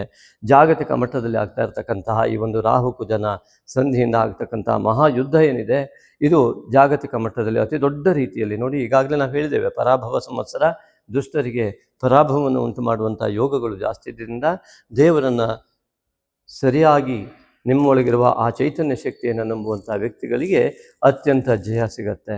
ಆದ್ದರಿಂದ ಅಧ್ಯಾತ್ಮ ಯೋಗಕ್ಕೆ ಈ ಒಂದು ನಾಗಶಕ್ತಿ ವಿನಾಯಕನ ಆರಾಧನೆಯನ್ನು ಮಾಡ್ತಾ ಹೋದರೆ ನಿಮ್ಮ ಪೂರ್ವ ಜನ್ಮದ ಅಧ್ಯಾತ್ಮ ಸಾಧನೆಯು ಕೂಡ ಈ ಜನ್ಮದಲ್ಲಿ ಮತ್ತೆ ತೆರೆದುಕೊಳ್ಳಲಿಕ್ಕೆ ಯೋಗ ಸಿಗತ್ತೆ. ಅದೇ ರೀತಿಯಾಗಿ ಇನ್ನು ಚತುರ್ಥಾಧಿಪತಿಯಾದ ಶುಕ್ರ ಇಲ್ಲಿ ದಶಮದಲ್ಲಿ ಬರ್ತಾ ಇರೋದು ಭಾಗ್ಯದಿಂದ. ಹಾಗಾಗಿ ನಿಮ್ಮ ಉದ್ಯೋಗದಲ್ಲಿ ಅತ್ಯುನ್ನತವಾದಂತಹ ಪದವಿಯನ್ನು, ಅತಿ ಉತ್ತಮವಾದ ಆರ್ಥಿಕ ಸ್ಥಿತಿಯನ್ನು ಹೊಂದುವಂತಹ ಮಹಾಯೋಗ, ಉತ್ತಮ ಕಾರ್ಯಸಿದ್ಧಿ ಮತ್ತು ಪಿತೃವರ್ಗದ ಎಲ್ಲ ರೀತಿಯ ಆಶೀರ್ವಾದ, ಆಸ್ತಿ ಇತ್ಯಾದಿಗಳನ್ನು ಪಡೆಯುವ ಮಹಾಯೋಗ. ಆದರೆ ಕೇತು ಇರುವುದರಿಂದ ಆಸ್ತಿಯನ್ನು ಪಡೆದುಕೊಂಡು ಅದರ ಜೊತೆಗೆ ದೋಷವನ್ನು ತೆಗೆದುಕೊಳ್ಳುವ ಯೋಗವನ್ನು ಕೊಡ್ತಾನೆ. ಆ ದೋಷ ನಿವಾರಣೆಗಾಗಿ ನಾಗಶಕ್ತಿ ವಿನಾಯಕನ ಆರಾಧನೆ ಬೇಕು. ನೀವು ಮಾಡುವ ಯಾವುದೇ ಕೆಲಸದಲ್ಲಿ ಉತ್ತಮ ಫಲಗಳು ಸಿಗಬಲ್ಲದು ಅಥವಾ ದುಷ್ಫಲಗಳು ಅದರ ಜೊತೆಗೆ ಸೇರಿಕೊಂಡು ಬರಬಹುದು. ಆದ್ದರಿಂದಾಗಿ ಎರಡೂ ಫಲಗಳನ್ನು ಅನುಭವಿಸುವಂತಹ ಅನಿವಾರ್ಯತೆ ಇದ್ದಾಗ ಯಾವುದೇ ಒಂದೇ ಫಲವನ್ನು, ಉತ್ತಮ ಫಲವನ್ನು ಮಾತ್ರ ಅನುಭವಿಸುವುದಕ್ಕಾಗಿ ದೈವಬಲ ಜಾಸ್ತಿ ಬೇಕು. ಅದಕ್ಕಾಗಿ ವಿಶಾಲ ಮನೋಭಾವನೆ, ನಿರಹಂಕಾರತೆ, ನಿಸ್ವಾರ್ಥತೆ ಜಾಸ್ತಿ ಆಗ್ತಾ ಹೋಗಬೇಕಾಗತ್ತೆ. ಅದು ಗುರುವಿನ ಮಾರ್ಗದರ್ಶನ ಮತ್ತು ಇತ್ಯಾದಿಗಳ ಮೂಲಕ ಮಾತ್ರ ಸಾಧ್ಯ. ಅದನ್ನು ಪಡೆಯಬೇಕಾಗತ್ತೆ. ಇನ್ನು ಚತುರ್ಥಾಧಿಪತಿ ಮತ್ತು ಪಂಚಮಾಧಿಪತಿ, ಈಗ ಪಂಚಮಾಧಿಪತಿಯಾದ ಕುಜನು ಭಾಗ್ಯಕ್ಕೆ ರಾಹುವಿನಿಂದ ಬಿಟ್ಟು ಬಂದ ಮೇಲೆ ಉತ್ತಮವಾದಂತಹ ಫಲ. ನಿಮ್ಮ ಅಧ್ಯಯನ ಯೋಗ ಮತ್ತು ವಿದ್ಯಾರ್ಥಿಗಳಿಗೆ ಅತ್ಯಂತ ಉತ್ತಮ ವಿದ್ಯಾಯೋಗ ಹಾಗೂ ನಿಮ್ಮ ಜ್ಞಾನವು ಅತ್ಯಂತ ಲಾಭದಾಯಕವಾಗಿ ಪರಿಣಮಿಸ್ತಕ್ಕಂತಹ ಮಹಾಯೋಗ ಕರ್ಕಾಟಕ ರಾಶಿಯವರಿಗೆ ಕಂಡುಬರುತ್ತೆ. ಇನ್ನು ಈ 6ನೇ ಮನೆಯ ಅಧಿಪತಿ ವೇದದಲ್ಲಿ ಬರುವುದರಿಂದ ಶತ್ರು ನಾಶ ಕೂಡ ಇದೆ. ಆದರೆ ನಿಮ್ಮ ವಿಶಾಲ ಮನೋಭಾವನೆ, ಹೀನತ್ವ ಉಂಟಾದರೆ ಶತ್ರು ಸೃಷ್ಟಿ ಕೂಡ ಆಗುತ್ತೆ. ಆದ್ದರಿಂದಾಗಿ ಈ ಒಂದು ಯಾವ ಧನುರಾಶಿಯ ಅಧಿಪತಿ ವ್ಯಯದಲ್ಲಿ ಬಂದಿರುವುದರಿಂದಾಗಿ ಶತ್ರು ನಾಶ ಅತಿ ಸುಲಭವಾಗಿ. ಶತ್ರುವಿಂದ ಹೊರಗಡೆನೇ ಇರಬೇಕು ಅಂತಿಲ್ಲ. ನಮ್ಮೊಳಗಿರುವಂಥ ಕಾಮಕ್ರೋಧ, ಲೋಭ, ಮೋಹ, ಮದ, ಮತ್ಸರಗಳು ಅತಿ ದೊಡ್ಡ ಶತ್ರುಗಳು. ಅದು ಕೂಡ ನಿರ್ನಾಮವಾಗಿ ಅಧ್ಯಾತ್ಮ ಯೋಗ ಉಂಟಾಗುವಂಥ ಮಹಾಯೋಗ. ಅಷ್ಟಮದಲ್ಲಿ ರಾಹು ಇರುವುದರಿಂದಾಗಿ ಅನೇಕ ವಿಧದಲ್ಲಿ ಒಂದಿಷ್ಟು ಕಷ್ಟದ ಪರಿಸ್ಥಿತಿ ಉಂಟಾಗಬಹುದು. ನಿಮ್ಮ ಜಾತಕದ ಪರಿಶೀಲನೆ ಅಗತ್ಯ ಇರ್ತದೆ. ಕೆಲವರಿಗೆ ಕಂಟಕ ಬರುವಂಥ ಸಾಧ್ಯತೆಗಳಿರುವುದರಿಂದ ಅದನ್ನು ದಯವಿಟ್ಟು ಗಮನಿಸಿ. ಜಲಕಂಟಕ ಮತ್ತು ಅಯಃಕಂಟಕ ಅಂದರೆ ಕಬ್ಬಿಣದಿಂದ ಆಗುವಂತಹ ಗಾಯ ಇತ್ಯಾದಿಗಳು ಕಾಲಿನ ಭಾಗಕ್ಕೆ ಆಗುವ ಲಕ್ಷಣಗಳಿದೆ. ಭಾಳ ಎಚ್ಚರಿಕೆಯಿಂದ ನೀವು ಇದನ್ನು ನಿಮ್ಮ ಜಾತಕ ಪರಿಶೀಲನೆ, ಪ್ರಶ್ನೆ ಪರಿಶೀಲನೆ ಮಾಡಿಕೊಳ್ಳುವುದು ಒಳ್ಳೆಯದು. ಇನ್ನು ಭಾಗ್ಯದಲ್ಲಿ ಕುಜ, ಬುಧ, ರವಿ, ಶುಕ್ರ, ಶನೈಶ್ವರನೆಂಬ ಪಂಚಗ್ರಹ ಯೋಗಗಳು ಸೃಷ್ಟಿಯಾಗಿ ನಂತರ ರವಿ ಶುಕ್ರರು ಈ ಒಂದು ಮೇಷರಾಶಿಯನ್ನು ಪ್ರವೇಶಿಸಿದ ನಂತರ ಅತ್ಯುತ್ತಮವಾದ ಫಲವು ಇಲ್ಲಿ ಎಲ್ಲ ರೀತಿಯಿಂದ ಕಂಡು ಬರ್ತಾ ಇರುವಂಥದ್ದು. ಆರ್ಥಿಕ ಸ್ಥಿತಿಗತಿಗಳಿಗೆ ರವಿಯು ಪಿತೃವರ್ಗದ ಆಶೀರ್ವಾದ ಇದ್ದವರಿಗೆ ಇದು ಸಿಗತ್ತೆ. ಪಿತೃವರ್ಗದ ಆಶೀರ್ವಾದ ಬಲ ಪ್ರಬಲವಾಗಿದ್ದವರಿಗೆ ಅತ್ಯುತ್ತಮವಾದಂಥ ಆರ್ಥಿಕ ಲಾಭ ಕೂಡ ಉಂಟಾಗುತ್ತೆ. ಅದೇ ರೀತಿಯಲ್ಲಿ ಇನ್ನು ಏಕಾದಶಾಧಿಪತಿಯಾದ ಶುಕ್ರನು ದಶಮಕ್ಕೆ ಬರುವುದರಿಂದಾಗಿ ಶನೈಶ್ವರನು ಕೂಡ ಅಲ್ಲಿಯೇ ಇರುವುದರಿಂದ, ಸಪ್ತಮಾಧಿಪತಿ ಶನೈಶ್ವರನು ಭಾಗ್ಯದಲ್ಲಿ ಇರುವುದರಿಂದ ಕುಜನ ಯುತಿ ಹೊಂದಿದ್ದರಿಂದ ಕೆಲವರು ಗಂಡ ಹೆಂಡತಿಯಲ್ಲಿ ವಿಚ್ಛೇದನಕ್ಕೆ ಹೋಗುವಂತಹ ಮಹಾ ಜಗಳಗಳು, ವಿಶಾಲ ಮನೋಭಾವನೆ ಇಲ್ಲದ ಅಹಂಕಾರ ಕೆಲಸ ಮಾಡ್ತಾ ಇರುವಂತಹ ಸ್ವಾರ್ಥಗಳಿಗೆ ಉಂಟಾಗುತ್ತೆ. ಅದೇ ರೀತಿಯಾಗಿ ಕುಜನ ಉನ್ನತವಾದಂಥ ವ್ಯವಸ್ಥೆ ಇದ್ದಲ್ಲಿ ಶಶಿಮಂಗಲ ಯೋಗದಿಂದಾಗಿ ಗಂಡ ಹೆಂಡತಿಯಲ್ಲಿ ಪರಸ್ಪರ ಸಾಮರಸ್ಯತೆ ಮತ್ತು ಅತ್ಯುನ್ನತವಾದ ಯೋಗ, ಕುಲದೇವತಾ ಆರಾಧನೆ ಫಲ ಮತ್ತು ಪಿತೃವರ್ಗದ ಆಶೀರ್ವಾದ ಬಲ ಇವೆಲ್ಲವನ್ನು ಪಡೀತಾ ಇರತಕ್ಕಂಥ ವಿಶಾಲ ಮನೋಭಾವವುಳ್ಳಂಥ ಗುರುತತ್ವ ಜಾಗೃತವುಳ್ಳಂತಹ ವ್ಯಕ್ತಿಗಳಿಗೆ ಅತ್ಯುತ್ತಮವಾದ ಫಲ ಈ ಒಂದು ಭಾಗ್ಯದಲ್ಲಿರುವ ಸಪ್ತಮಾಧಿಪತಿಯು ಈ ಒಂದು ಭಾಗ್ಯಕ್ಕೆ ಪ್ರವೇಶ ಮಾಡಿದ್ರಿಂದ ಅತ್ಯುತ್ತಮವಾದ ಫಲವು ಲಭ್ಯವಾಗುತ್ತೆ. ಇನ್ನು ಈ ಕರ್ಕಾಟಕ ರಾಶಿ ಸಂಜಾತರಿಗೆ ದಶಮಾಧಿಪತಿಯಾದ ಕುಜನು ಭಾಗ್ಯಕ್ಕೂ ರಾಹುವಿನ ಪೀಡೆಯಿಂದ ಬಾಧಿತನಾದಂತಹ ಕುಜನು ಮತ್ತೆ ಪುನಃ ಭಾಗ್ಯವನ್ನು ಪ್ರವೇಶಿಸ್ತಾ ಉತ್ತಮವಾದ ಫಲಕ್ಕೆ ಬರ್ತಾ ಇರುವುದರಿಂದಾಗಿ ನಿಮ್ಮ ಉದ್ಯೋಗದ ವಿಚಾರದಲ್ಲಿ ಅಮಾವಾಸ್ಯೆಯ ದಿವಸ ನೀವು ತುಪ್ಪದ ದೀಪವನ್ನು ಹಚ್ಚಿ ನಾಗಶಕ್ತಿ ವಿನಾಯಕನ ಆರಾಧನೆ, ದುರ್ಗಿ ಆರಾಧನೆಯನ್ನು ಮಾಡ್ತಾ ಬಂದರೆ ಮತ್ತು ಆಂಜನೇಯನ ಆರಾಧನೆ, ಶಿವ ಆರಾಧನೆಯನ್ನು ಮಾಡಿದಾಗ ಅತ್ಯುನ್ನತವಾದಂತಹ ಕೆಲಸಗಳು ನಿಮ್ಮಿಂದ ಉಂಟಾಗುತ್ತೆ. ಇನ್ನು ಏಕಾದಶದಲ್ಲಿ ಶುದ್ಧವಾಗಿದ್ದು ಏಕಾದಶಾಧಿಪತಿ ಶುಕ್ರ ದಶಮಕ್ಕೆ ಬರುವುದರಿಂದ ಸಂಪೂರ್ಣವಾಗಿ ಏಕಾದಶ ಅತ್ಯಂತ ದೊಡ್ಡ ಲಾಭವನ್ನು ಗಳಿಸುವಂಥ ಮಹಾಯೋಗ ನಿಮಗೆ ಉಂಟಾಗುತ್ತೆ. ಮೇಲ್ತಾರೆ ಈ ಒಂದು ವಿಡಿಯೋವನ್ನು ಅತಿ ವೇಗವಾಗಿ ಹೇಳಿದ್ದು ಕಾರಣ ಅಂದರೆ ಸಮಯಾಭಾವ ಇರುವುದರಿಂದಾಗಿ. ನಿಮಗೆ ಎಲ್ಲರೂ ಹೇಗೆ ಕಮೆಂಟ್ ಮಾಡ್ತಾರೆ ಅಂತಂದರೆ ಬಹಳ ಜಾಸ್ತಿ ಆಗೋಯ್ತು ನೀವು ಹೇಳಿದ್ದು, ತುಂಬ ಕೊರೀತೀರ ನೀವು. ಹಾಗಾಗಿ ಆದಷ್ಟು ಕಡಿಮೆ ಸಮಯದಲ್ಲಿ ಮಾಡಿ ಅಂತ. ಆದಷ್ಟು ನಾವು ವಿಷಯವನ್ನು ಒಳ್ಳೆಯದಕ್ಕೋಸ್ಕರ ಹೇಳ್ತಾ ಇದ್ದೀವಿ. ಈ ಒಳ್ಳೆಯದನ್ನು ಮಾತ್ರ ಬಳಸ್ಕೊಳ್ಳಿ ಅಂತ ತಮ್ಮದೇ ನಾವು ಕೇಳ್ಕೊಳ್ತಾ, ಈ ಒಳ್ಳೆಯತನವನ್ನು, ನಿಮಗಿರುವ ಒಳ್ಳೆಯ ಸಂಸ್ಕಾರವನ್ನು ನಾವು ಖಂಡಿತ ಗೌರವಿಸ್ತೇವೆ. ಹಾಗಾಗಿ ನಿಮ್ಮ ಒಳ್ಳೆಯ ಸಂಸ್ಕಾರದ ಮೂಲಕವಾಗಿ ಇದನ್ನು ಶೇರ್ ಮಾಡ್ತೇನೆ ಅನ್ನುವ ನಂಬಿಕೆಯನ್ನು ಕೂಡ ನಾವಿಟ್ಟಿದ್ದೇವೆ. ಅದೇ ರೀತಿ ಕಾಮೆಂಟ್ ಮಾಡಿ, ಲೈಕ್ ಮಾಡಿ, ಅನೇಕರಿಗೆ ಶೇರ್ ಮಾಡಿ. ಅದಕ್ಕೂ ಹೆಚ್ಚಿನದಾಗಿ ನಿಮ್ಮ ಒಂದು ಉತ್ತಮ ಲಾಭಕ್ಕಾಗಿ, ನಮ್ಮ ಲಾಭಕ್ಕಾಗಿ ಅಲ್ಲ, ನಿಮ್ಮ ಲಾಭಕ್ಕಾಗಿ ಮುಂದೆ ಹಾಕಿರುವಂತಹ ವಿನಾಯಕ, ನಾಗಶಕ್ತಿ ವಿನಾಯಕನ ಪೂಜಾರಾಧನೆಯನ್ನು 2ನೇ ಬಾರಿ ಅಪ್ಡೇಟ್ ಮಾಡಿ ಹಾಕಿದ್ದೇವೆ. ದಯವಿಟ್ಟು ಖಂಡಿತ ತಪ್ಪದೆ ನೋಡಿ ಮತ್ತು ಅದನ್ನು ದಯವಿಟ್ಟು ಫಾಲೋ ಮಾಡಿ. ನಿಮ್ಮ ಜೀವನ ಒಳ್ಳೆಯದಾಗಲಿ. ನಮಸ್ತೆ ಮಿತ್ರರೇ, ಫಾಲ್ಗುಣ ಮಾಸದ ಲಕ್ಕಿ ಕಾಮೆಂಟ್ ಸಮಯ. ಈ ಲಕ್ಕಿ ಕಾಮೆಂಟ್ಗೆ ಈ ಬಾರಿ ಸುರೇಶ್ ರಾಮಸ್ವಾಮಿ ಅವರು ಆಯ್ಕೆಯಾಗಿದ್ದಾರೆ. ನಮಸ್ತೆ ಸುರೇಶ್ ರಾಮಸ್ವಾಮಿ ಅವರಿಗೆ ನಮ್ಮ ಆತ್ಮೀಯ ಧನ್ಯವಾದಗಳೊಂದಿಗೆ ತಮ್ಮ ಕಮೆಂಟ್ ಹೀಗಿದೆ: ಎಷ್ಟೇ ಮನಸ್ಸಿಗೆ ನೋವು ಆದರೂ ಬೇಜಾರು ಆಗಬಾರ್ದು ಅಂತ ಹೇಳಿದ್ರಿ, ಆದರೆ ರಿಲೇಟಿವ್ಸ್ನಲ್ಲಿ ಟೋಪಿ ಹಾಕಿ ಆಸ್ತಿ ಹೊಡೆಯುವ ಛತ್ರಿ ಬುದ್ಧಿ ಇರುವವರು ಇದ್ದಾರಲ್ಲ ಗುರುಗಳೇ, ಅವರನ್ನು ಹೇಗೆ ನಿಭಾಯಿಸಬೇಕು ಎಂಬುದಾಗಿ ಕೇಳಿದ್ದೀರಾ. ಮೊದಲನೇ ವಾಕ್ಯ, ಎಷ್ಟೇ ಮನಸ್ಸಿಗೆ ನೋವಾದರೂ ನಾವು ಬೇಜಾರಾಗಬಾರ್ದು ಅಂತ ಅರ್ಥ ಅಲ್ಲ. ನಾವು ಬೇಜಾರಾಗೋದಕ್ಕೆ ಕಾರಣ ಮನಸ್ಸಿಗೆ ನೋವಾದಾಗ. ಮನಸ್ಸಿಗೆ ನೋವನ್ನೇ ಮಾಡ್ಕೊಳ್ಬೇಡಿ. ಉದಾಹರಣೆಗೆ ಯಾರೋ ನಮಗೆ ಬೈದರು ಅಥವಾ ಇನ್ನೇನು ಹೇಳಿದ್ರು ಅಂತಾದರೆ ನಾವು ಅದನ್ನು ಸ್ವೀಕರಿಸುವಾಗ ನೋವಿನ ರೂಪದಲ್ಲಿ ನಾವು ಸ್ವೀಕರಿಸಬಾರ್ದು ಎಂಬುದಾಗಿ ನಮ್ಮ ಮಾತಿನ ಅರ್ಥ. ಹೇಗೆ ಅಂತ ಕೇಳಿದರೆ, ಅವರು ನಮ್ಮ ಮನಸ್ಸನ್ನು ನೋಯಿಸುವುದಕ್ಕೆ, ನಮಗೆ ಬೇಸರ ಮಾಡುವುದಕ್ಕಾಗಿಯೇ ಅವರು ಬೈತಾ ಇರ್ತಾರೆ. ಅವರ ಉದ್ದೇಶವನ್ನು ಈಡೇರಿಸುವುದು ನಮ್ಮ ಕರ್ತವ್ಯ ಆಗಬಾರದು.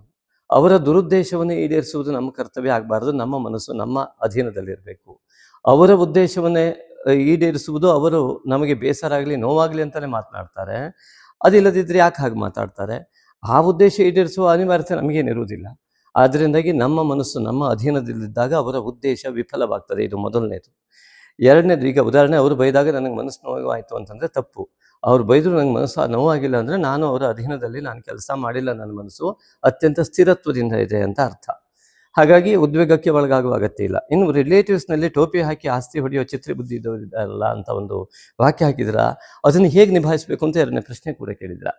ಇದರಿಂದ ನಾವು ಕೂಡ ಏನು ಹೊರತಲ್ಲ, ನಾವು ಅದನ್ನು ಸಂಪೂರ್ಣವಾಗಿ ಬಿಟ್ಟು ಬಂದುಬಿಟ್ಟಿದ್ದೀವಿ. ಯಾಕೆಂದರೆ ಅದನ್ನು ಅವರು ನಮಗೆ ಟೋಪಿ ಹಾಕಿದ್ರು ಅನ್ನೋದಕ್ಕಿಂತ ಅದಕ್ಕೆ ಅವರು ನಮಗೆ ಕೊಡುವಷ್ಟು ಯೋಗ್ಯರಲ್ಲ, ಅಷ್ಟೊಂದು ಅರ್ಹತೆಯನ್ನು ಅವರು ಪಡೆದಿಲ್ಲ ಅಂತ ನಾವು ಮೊದಲನೇದಾಗಿ ಅರ್ಥ ಮಾಡ್ಕೊಂಡ್ವಿ.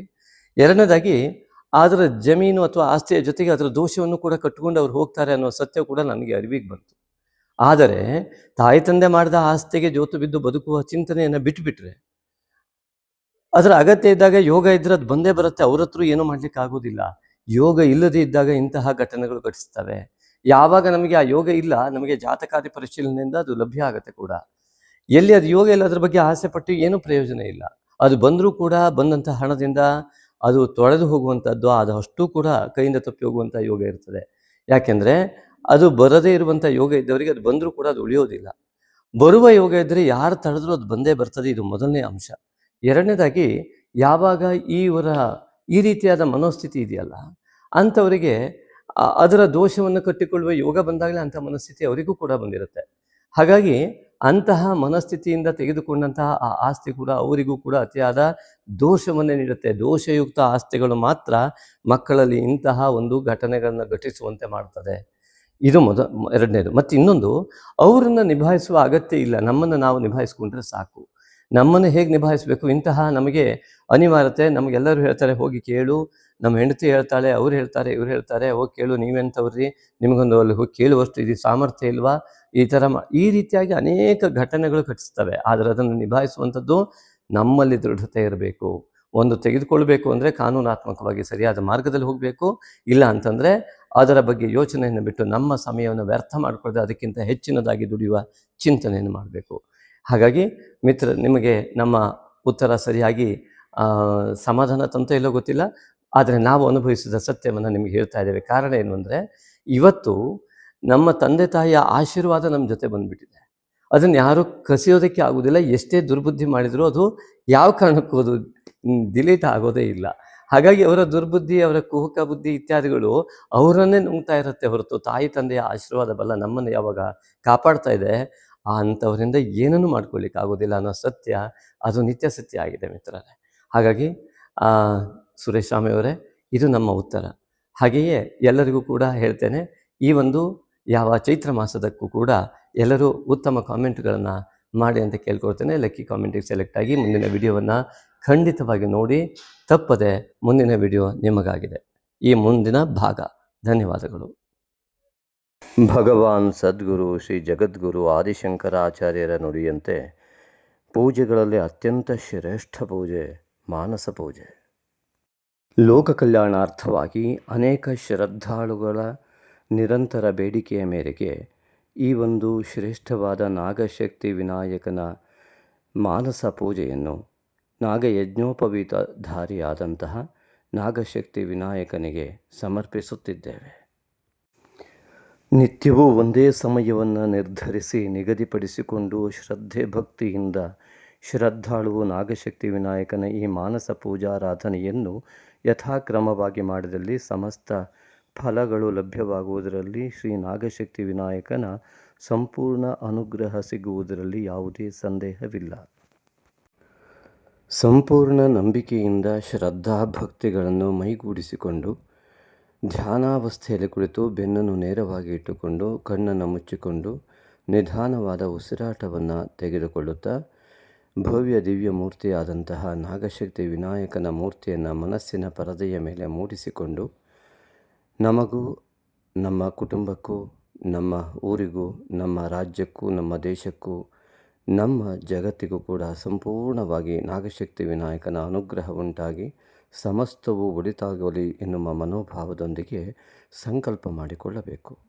ಅಸ್ಮಿನ್ ಶುಭ ದಿನೇ ಮಮ ಸಮಸ್ತವಿಧ ದೋಷ ನಿವಾರಣದ್ವಾರ ಸಮಸ್ತವಿಧ ಯಶಃ ಪ್ರಾಪ್ತ್ಯರ್ಥಂ ಶ್ರೀ ನಾಗಶಕ್ತಿ ವಿನಾಯಕ ಮಾನಸ ಪೂಜಾರಾಧನಂ ಕರಿಷ್ಯೆ. ಅಥ ಧ್ಯಾನಂ ಪ್ರಸನ್ನವದನಂ ದೇವಂ ಪ್ರಮೋದದಾಯಕಂ ವಿಭುಂ ಪ್ರವಿಘ್ನಚ್ಛೇದಕಂ ದಿವ್ಯಂ ಪ್ರವಂದೇ ಫಲದಾಯಿನಂ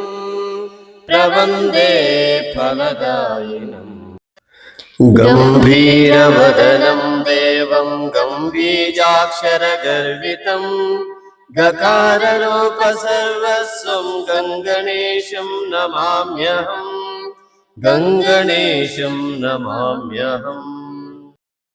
ವಿದ್ಯಾ ವಿವಾಹ ಯಜ್ಞಾನಾಂ ವಂದೇ ವಿಘ್ನ ನಿವಾರಿಣಂ ನಾಗಶಕ್ತಿ ಸಮಾಯುಕ್ತಂ ನಾಗಯಜ್ಞೋಪವೀತೇನ ಭೂಷಿತೋ ಯಜ್ಞಕಾರಣ ಬ್ರಹ್ಮಾಂಡ ವ್ಯಾಪಿನಂ ವಂದೇ ನಾಗಶಕ್ತಿ ವಿನಾಯಕಂ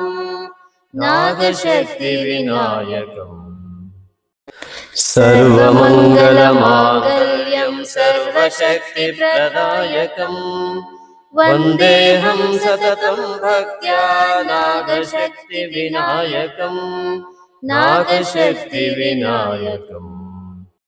ಧ್ಯಾಯಾಮಿ ದೇವದೇವೇಶ ಭಕ್ತಾನಾಂ ಧ್ಯಾನಗೋಚರ ಬ್ರಹ್ಮಾಂಡ ವ್ಯಾಪಿನಂ ವಂದೇ ನಾಗಶಕ್ತಿ ವಿನಾಯಕಂ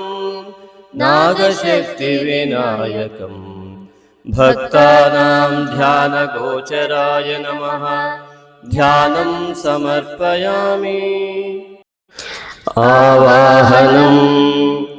ಆವಾಹಯಾಮಿ ತೇ ಭಕ್ತ್ಯಾ ಶೀಘ್ರಮಾಗಚ್ಚ ಹೇ ಪ್ರಭೋ ಬ್ರಹ್ಮಾಂಡ ವ್ಯಾಪಿನಂ ವಂದೇ ನಾಗಶಕ್ತಿ ವಿನಾಯಕಂ ಬ್ರಹ್ಮಾಂಡ ವ್ಯಾಪಿನೇ ಪ್ರಭವೇ ನಾಗಶಕ್ತಿ ವಿನಾಯಕಾಯ ನಮಃ. ಆವಾಹನಂ ಸಮರ್ಪಯಾಮಿ. ಸ್ವಾಗತಂ ಸರ್ವಗರ್ವಘ್ನ ಸರ್ವವಿಘ್ನಹರೋ ಭವ ಬ್ರಹ್ಮಾಂಡ ವ್ಯಾಪಿನಂ ವಂದೇ ನಾಗಶಕ್ತಿ ವಿನಾಯಕಂ ಸರ್ವಗರ್ವಘ್ನಾಯ ನಮಃ. ಸ್ವಾಗತಂ ತೇ ವ್ಯಾಹರಿಷ್ಯಾಮಿ. ಆಸನಮರ್ಪಯೇ ತುಭ್ಯಂ ವಿರಾಜಯ ಮಹಾಪ್ರಭೋ ಬ್ರಹ್ಮಾಂಡ ವ್ಯಾಪಿನಂ ವಂದೇ ನಾಗಶಕ್ತಿ ವಿನಾಯಕಂ ಮಹಾಪ್ರಭವೇ ನಮಃ. ಆಸನಂ ಸಮರ್ಪಯಾಮಿ. ಪಾದ್ಯಂತೆ ಗಂಧಯುಕ್ತಂ ಚ ಪಾದೋದರ ಪರಿಷ್ಕರ ಬ್ರಹ್ಮಾಂಡ ವ್ಯಾಪಿನಂ ವಂದೇ ನಾಗಶಕ್ತಿ ವಿನಾಯಕಂ ಪಾದೋದರ ಪರಿಷ್ಕರಾಯ ನಮಃ. ಪಾದ್ಯಂ ಸಮರ್ಪಯಾಮಿ.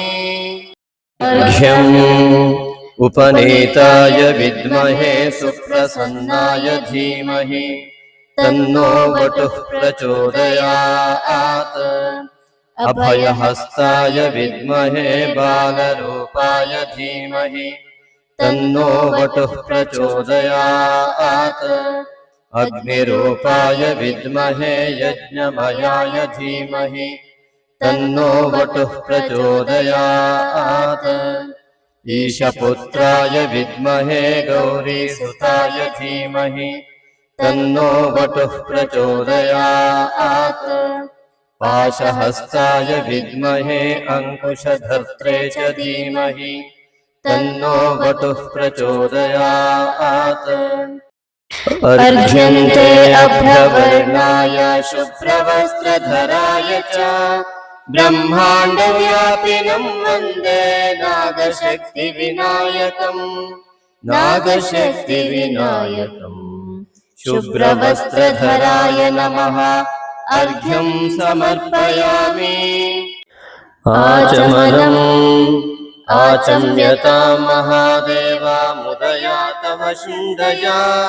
ब्रह्माण्डव्यापिनं वन्दे नागशक्तिविनायकम् नागशक्तिविनायकम् महादेवाय नमः शुण्डे आचमनीयं परिकल्पयामि स्नानम् स्नापये निर्मलाकारा जाह्नवी सलिलादिभिः ब्रह्माण्डव्यापिनं वन्दे नागशक्तिविनायकम् नागशक्तिविनायकम् निर्मलाकाराय नमः स्नानं समर्पयामि आचमनम् आचम्यतां महादेवा मुदया तव शुण्डया ब्रह्माण्डव्यापिनं वन्दे नागशक्तिविनायकम् नागशक्तिविनायकम् महादेवाय नमः शुण्डे आचमनीयं परिकल्पयामि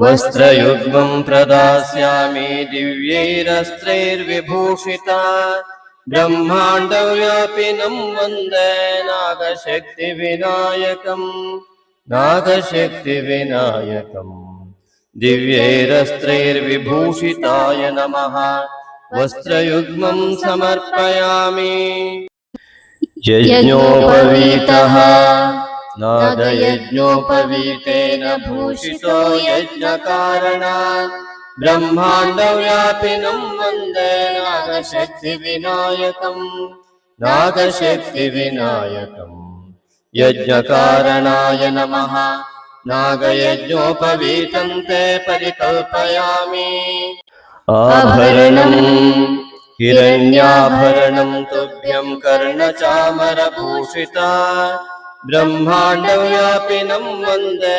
नागशक्तिविनायकम् नागशक्तिविनायकम् कर्णचामरभूषिताय नमः हिरण्याभरणं समर्पयामि गन्धः अष्टगन्धं ललाटे च इष्टबन्धप्रदायका ब्रह्माण्डव्यापिनं वन्दे नागशक्तिविनायकम् नागशक्तिविनायकम् इष्टबन्धप्रदायकाय नमः अष्टगन्धं समर्पयामि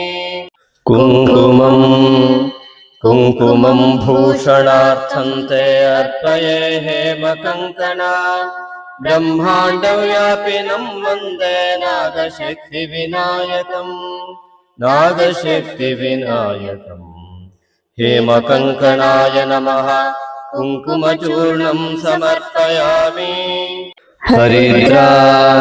हरिद्रां चूर्णरूपेण दास्ये दारिद्र्यचूर्णका ब्रह्माण्डव्यापिनं वन्दे नागशक्तिविनायकम् नागशक्तिविनायकम् दारिद्र्यचूर्णकाय नमः हरिद्राचूर्णं समर्पयामि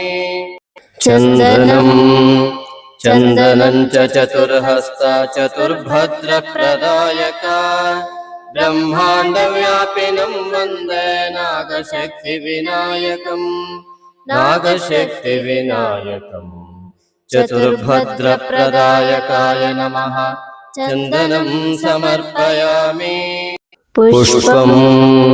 पुष्पं सुगन्धयुक्तं च पुष्पदन्ताय अर्प्यते ब्रह्माण्डव्यापिनं वन्दे नागशक्तिविनायकम् नागशक्तिविनायकम् पुष्पदन्ताय नमः पुष्पाणि समर्पयामि दूर्वायुग्मं प्रदास्यामि सर्वदुःस्वप्ननाशका ब्रह्माण्डव्यापिनं वन्दे नागशक्तिविनायकम् नागशक्तिविनायकम् दुःस्वप्ननाशकाय नमः दूर्वायुग्मं समर्पयामि अर्चना ॐ उपनीताय नमः ॐ सुप्रसन्नाय नमः ॐ वटवे नमः ॐ अभयहस्ताय नमः ॐ बालरूपाय नमः ॐ अग्निरूपाय नमः ॐ यज्ञमयाय नमः ॐ ईशपुत्राय नमः ॐ गौरीसुताय नमः ॐ पाशहस्ताय नमः ॐ अङ्कुशधर्त्रे नमः ॐ नागशक्तिविनायकाय नमः तव नामार्चनं पुण्यं प्रसीद गणनायक ब्रह्माण्डव्यापिनं वन्दे नागशक्तिविनायकम् नागशक्तिविनायकम् गणनायकाय नमः नामपूजां समर्पयामि धूपमाघ्रापये तुभ्यं धूर्जटे प्रियनन्दन ब्रह्माण्डव्यापिनं वन्दे नागशक्तिविनायकम् नागशक्तिविनायकम् धूर्जटे प्रियनन्दनाय नमः धूपमाघ्रापयामि दीपः सुदीपास्ते प्रदर्श्यन्ते अज्ञानध्वान्तनाशका ब्रह्माण्डव्यापिनं वन्दे नागशक्तिविनायकम् नागशक्तिविनायकम् अज्ञानध्वान्तनाशकाय सुज्ञानकारिणे नमः सुदीपं ते दर्शयामि नैवेद्यम् लम्बोदरमहाकाय फलवैविध्यमर्पये ब्रह्माण्डव्यापिनं वन्दे नागशक्तिविनायकम् नागशक्तिविनायकम् प्राणाय नमः अपानाय नमः व्यानाय नमः उदानाय नमः समानाय नमः लम्बोदरमहाकायाय नमः समर्पितनैवेद्यैः तृप्तो भव आचम्यतां महादेवा मुदया तव शुण्डया ब्रह्माण्डव्यापिनं वन्दे नागशक्तिविनायकम् नागशक्तिविनायकम् महादेवाय नमः शुण्डे आचमनीयं परिकल्पयामि हस्तप्रक्षालनम् हस्तौ क्षालय देवेश सोमसूर्याग्निलोचना ब्रह्माण्डव्यापिनं वन्दे नागशक्तिविनायकम् नागशक्तिविनायकम् सोमसूर्याग्निलोचनाय नमः हस्तप्रक्षालनं समर्पयामि नीराजनं गृहाणेदं सुमङ्गलनिरञ्जना ब्रह्माण्डव्यापिनं वन्दे नागशक्तिविनायकम् नागशक्तिविनायकम् सुमङ्गलनिरञ्जनाय नमः नीराजनं समर्पयामि पुष्पाञ्जलिस्तु भक्त्या च सदन्ताभयमुद्रका ब्रह्माण्डव्यापिनं वन्दे नागशक्तिविनायकम् नागशक्तिविनायकम् सदन्ताभयमुद्रकाय नमः पुष्पाञ्जलिं समर्पयामि प्रदक्षिणनमस्कारः प्रदक्षिणनमस्काराः क्रियन्ते पापनाशका ब्रह्माण्डव्यापिनं वन्दे नागशक्तिविनायकम् नागशक्तिविनायकम् पापनाशकाय नमः प्रदक्षिणनमस्कारान् समर्पयामि प्रसन्नार्घ्यम् उपनीताय विद्महे सुप्रसन्नाय धीमहि तन्नो वटुः प्रचोदयात् अभयहस्ताय विद्महे बालरूपाय धीमहि तन्नो वटुः प्रचोदयात् अग्निरूपाय विद्महे यज्ञमयाय धीमहि तन्नो वटुः प्रचोदयात् ईशपुत्राय विद्महे गौरीसुताय धीमहि तन्नो वटुः प्रचोदयात् पाशहस्ताय विद्महे अङ्कुशधर्त्रे च धीमहि तन्नो वटुः प्रचोदयात् अर्घ्यन्ते अभ्रवर्णाय शुभ्रवस्त्रधराय च ब्रह्माण्डव्यापिनं वन्दे नागशक्तिविनायकम् शुभ्रवस्त्रधराय नमः प्रसन्नार्घ्यं समर्पयामि ಭಕ್ತಿಯಿಂದ ಪ್ರಾರ್ಥಿಸಿಕೊಳ್ಳುವುದು. ಹೇ ನಾಗಶಕ್ತಿ ವಿನಾಯಕ, ನಾನು ಮಾಡುವ ಎಲ್ಲ ಯೋಚನೆಗಳನ್ನು, ನಾನು ಮಾಡುವ ಎಲ್ಲ ಕೆಲಸಗಳನ್ನು, ನಾನು ಆಡುವ ಎಲ್ಲ ಮಾತುಗಳನ್ನು ನಿನಗೇ ಅರ್ಪಿಸುತ್ತೇನೆ, ನಿನ್ನ ಪಾದಾರವಿಂದಗಳಲ್ಲಿ ಅರ್ಪಿಸುತ್ತೇನೆ. ಹೇ ನಾಗಶಕ್ತಿ ವಿನಾಯಕ, ನನ್ನ ಯೋಚನೆಗಳೆಲ್ಲವೂ ಕೂಡ ನಿನ್ನ ಧ್ಯಾನ, ನಾನು ಮಾಡುವ ಕೆಲಸಗಳೆಲ್ಲ ನಿನ್ನ ಸೇವೆ, ನಾನಾಡುವ ಎಲ್ಲ ಮಾತುಗಳು ನಿನ್ನ ಸ್ತುತಿ. ಹೇ ನಾಗಶಕ್ತಿ ವಿನಾಯಕ, ನನ್ನ ಪೂರ್ವಜನ್ಮದ ಜನ್ಮಾಂತರದ ಎಲ್ಲ ದೋಷಗಳನ್ನು, ಈ ಜನ್ಮದಲ್ಲಿ ಉಂಟಾದ ಎಲ್ಲ ದೋಷಗಳನ್ನು ಮತ್ತು ಕುಟುಂಬದಿಂದ ಬಂದ ಸಮಸ್ತ ದೋಷಗಳನ್ನು ನಿವಾರಣೆ ಮಾಡಿ ಅನುಗ್ರಹಿಸು.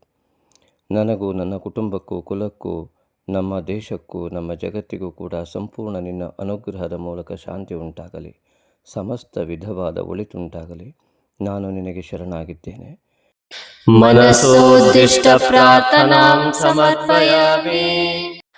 अनेन श्रीनागशक्तिविनायक मानस पूजाराधन कर्मणा श्रीनागशक्तिविनायक प्रीयताम्। प्रसादं देहि भगवन्, प्रसीद मम देवता। ब्रह्माण्डव्यापिनं वन्दे नागशक्तिविनायकम्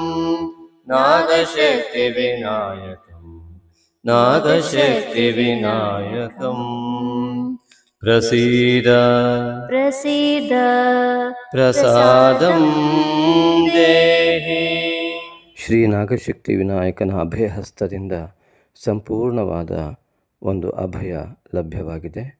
ನಿಧಾನವಾಗಿ ಕೈಗಳನ್ನು ಉಜ್ಜಿ ಕಣ್ಣುಗಳ ಮೇಲೆ ಅಂಗೈಗಳನ್ನು ಇಟ್ಟುಕೊಂಡು ನಿಧಾನವಾಗಿ ಕಣ್ತೆರೆದು ಆ ನಾಗಶಕ್ತಿ ವಿನಾಯಕನನ್ನು ಮನಸ್ಸಿನಲ್ಲಿ ಸ್ಮರಿಸುತ್ತಾ ಈ ದಿನ ಸಂಪೂರ್ಣವಾಗಿ ನಾಗಶಕ್ತಿ ವಿನಾಯಕನ ಸಂಪೂರ್ಣ ಅನುಗ್ರಹದಿಂದ ಸಮಸ್ತ ಶುಭವುಂಟಾಗಲಿದೆ ಎಂಬುದಾಗಿ ಭಾವಿಸಿ ನಿತ್ಯ ಶ್ರೀ ನಾಗಶಕ್ತಿ ವಿನಾಯಕನ ಮಾನಸ ಪೂಜೆಯನ್ನು ಮಾಡಿ ನಿತ್ಯವೂ ಧನ್ಯರಾಗಿ. ನಮ್ಮನ್ನು ಸೃಷ್ಟಿಸಿದ ದೇವರಿಗೆ ಋಣಿಯಾಗಿ ದಾನದಲ್ಲೇ ಶ್ರೇಷ್ಠವಾದ ದಾನವಾದ ಸಾತ್ವಿಕ ದಾನವನ್ನು ಮಾಡಲು ಸಹೃದಯ ಆಸಕ್ತ ದಾನಿಗಳಿಗಿದೋ ಪುಣ್ಯಕಾಲ. ಶ್ರೀ ನಾಗಶಕ್ತಿ ವಿನಾಯಕನ ದೇವಾಲಯ ನಿರ್ಮಾಣಕ್ಕಾಗಿ ಭಕ್ತಿಭಾವದಿಂದ ನೀವು ನೀಡುವ ಒಂದೊಂದು ರೂಪಾಯಿಯೂ ನಿಮ್ಮ ಅನೇಕ ತಲೆಮಾರುಗಳವರೆಗೆ ಪುಣ್ಯವನ್ನು ಪ್ರವಹಿಸುವ ದೇಣಿಗೆಯಾಗಿರುವುದು. ಈಗಾಗಲೇ ಶಿವಮೊಗ್ಗದ ಶಕ್ತಿಧಾಮ ಟೌನ್ಶಿಪ್ನಲ್ಲಿ ನಿರ್ಮಾಣ ಹಂತದಲ್ಲಿರುವ ಶ್ರೀ ನಾಗಶಕ್ತಿ ವಿನಾಯಕನ ದೇವಾಲಯಕ್ಕೆ ಸುಮಾರು 1.5 ಕೋಟಿಯಷ್ಟು ನಿರ್ಮಾಣ ವೆಚ್ಚ ತಲುಪಬಹುದೆಂದು ಅಂದಾಜಿಸಿದ್ದು, ದೈವೇಚ್ಛೆಯಂತೆ ಭಕ್ತಿಯುಕ್ತ ಮುಕ್ತ ಮನಸ್ಸಿನಿಂದ 9448507161 ಈ ನಂಬರಿಗೆ ನಿಮಗೆ ದೇವಪ್ರೇರಣೆಯಾದಷ್ಟು ದೇಣಿಗೆಯನ್ನು ಫೋನ್ಪೇ ಅಥವಾ ಗೂಗಲ್ ಪೇ ಮಾಡಿ ರಿಸಿಪ್ಟನ್ನು ವಾಟ್ಸಪ್ ಮಾಡಿ ಟೆಂಪಲ್ ಅಥವಾ ದೇವಾಲಯವೆಂದು ನಮೂದಿಸಿದಲ್ಲಿ ಸೂಕ್ತ ದೇಣಿಗೆಗೆ ವಾಟ್ಸಪ್ನಲ್ಲಿ ರಶೀದಿ ಕಳುಹಿಸಲಾಗುವುದು. ಹೆಚ್ಚಿನ ಮಾಹಿತಿಗಾಗಿ ವಾಟ್ಸಪ್ ಮೂಲಕ ಸಂಪರ್ಕಿಸಬಹುದು. ಸರ್ವೇ ಜನಾಃ ಸುಖಿನೋ ಭವಂತು.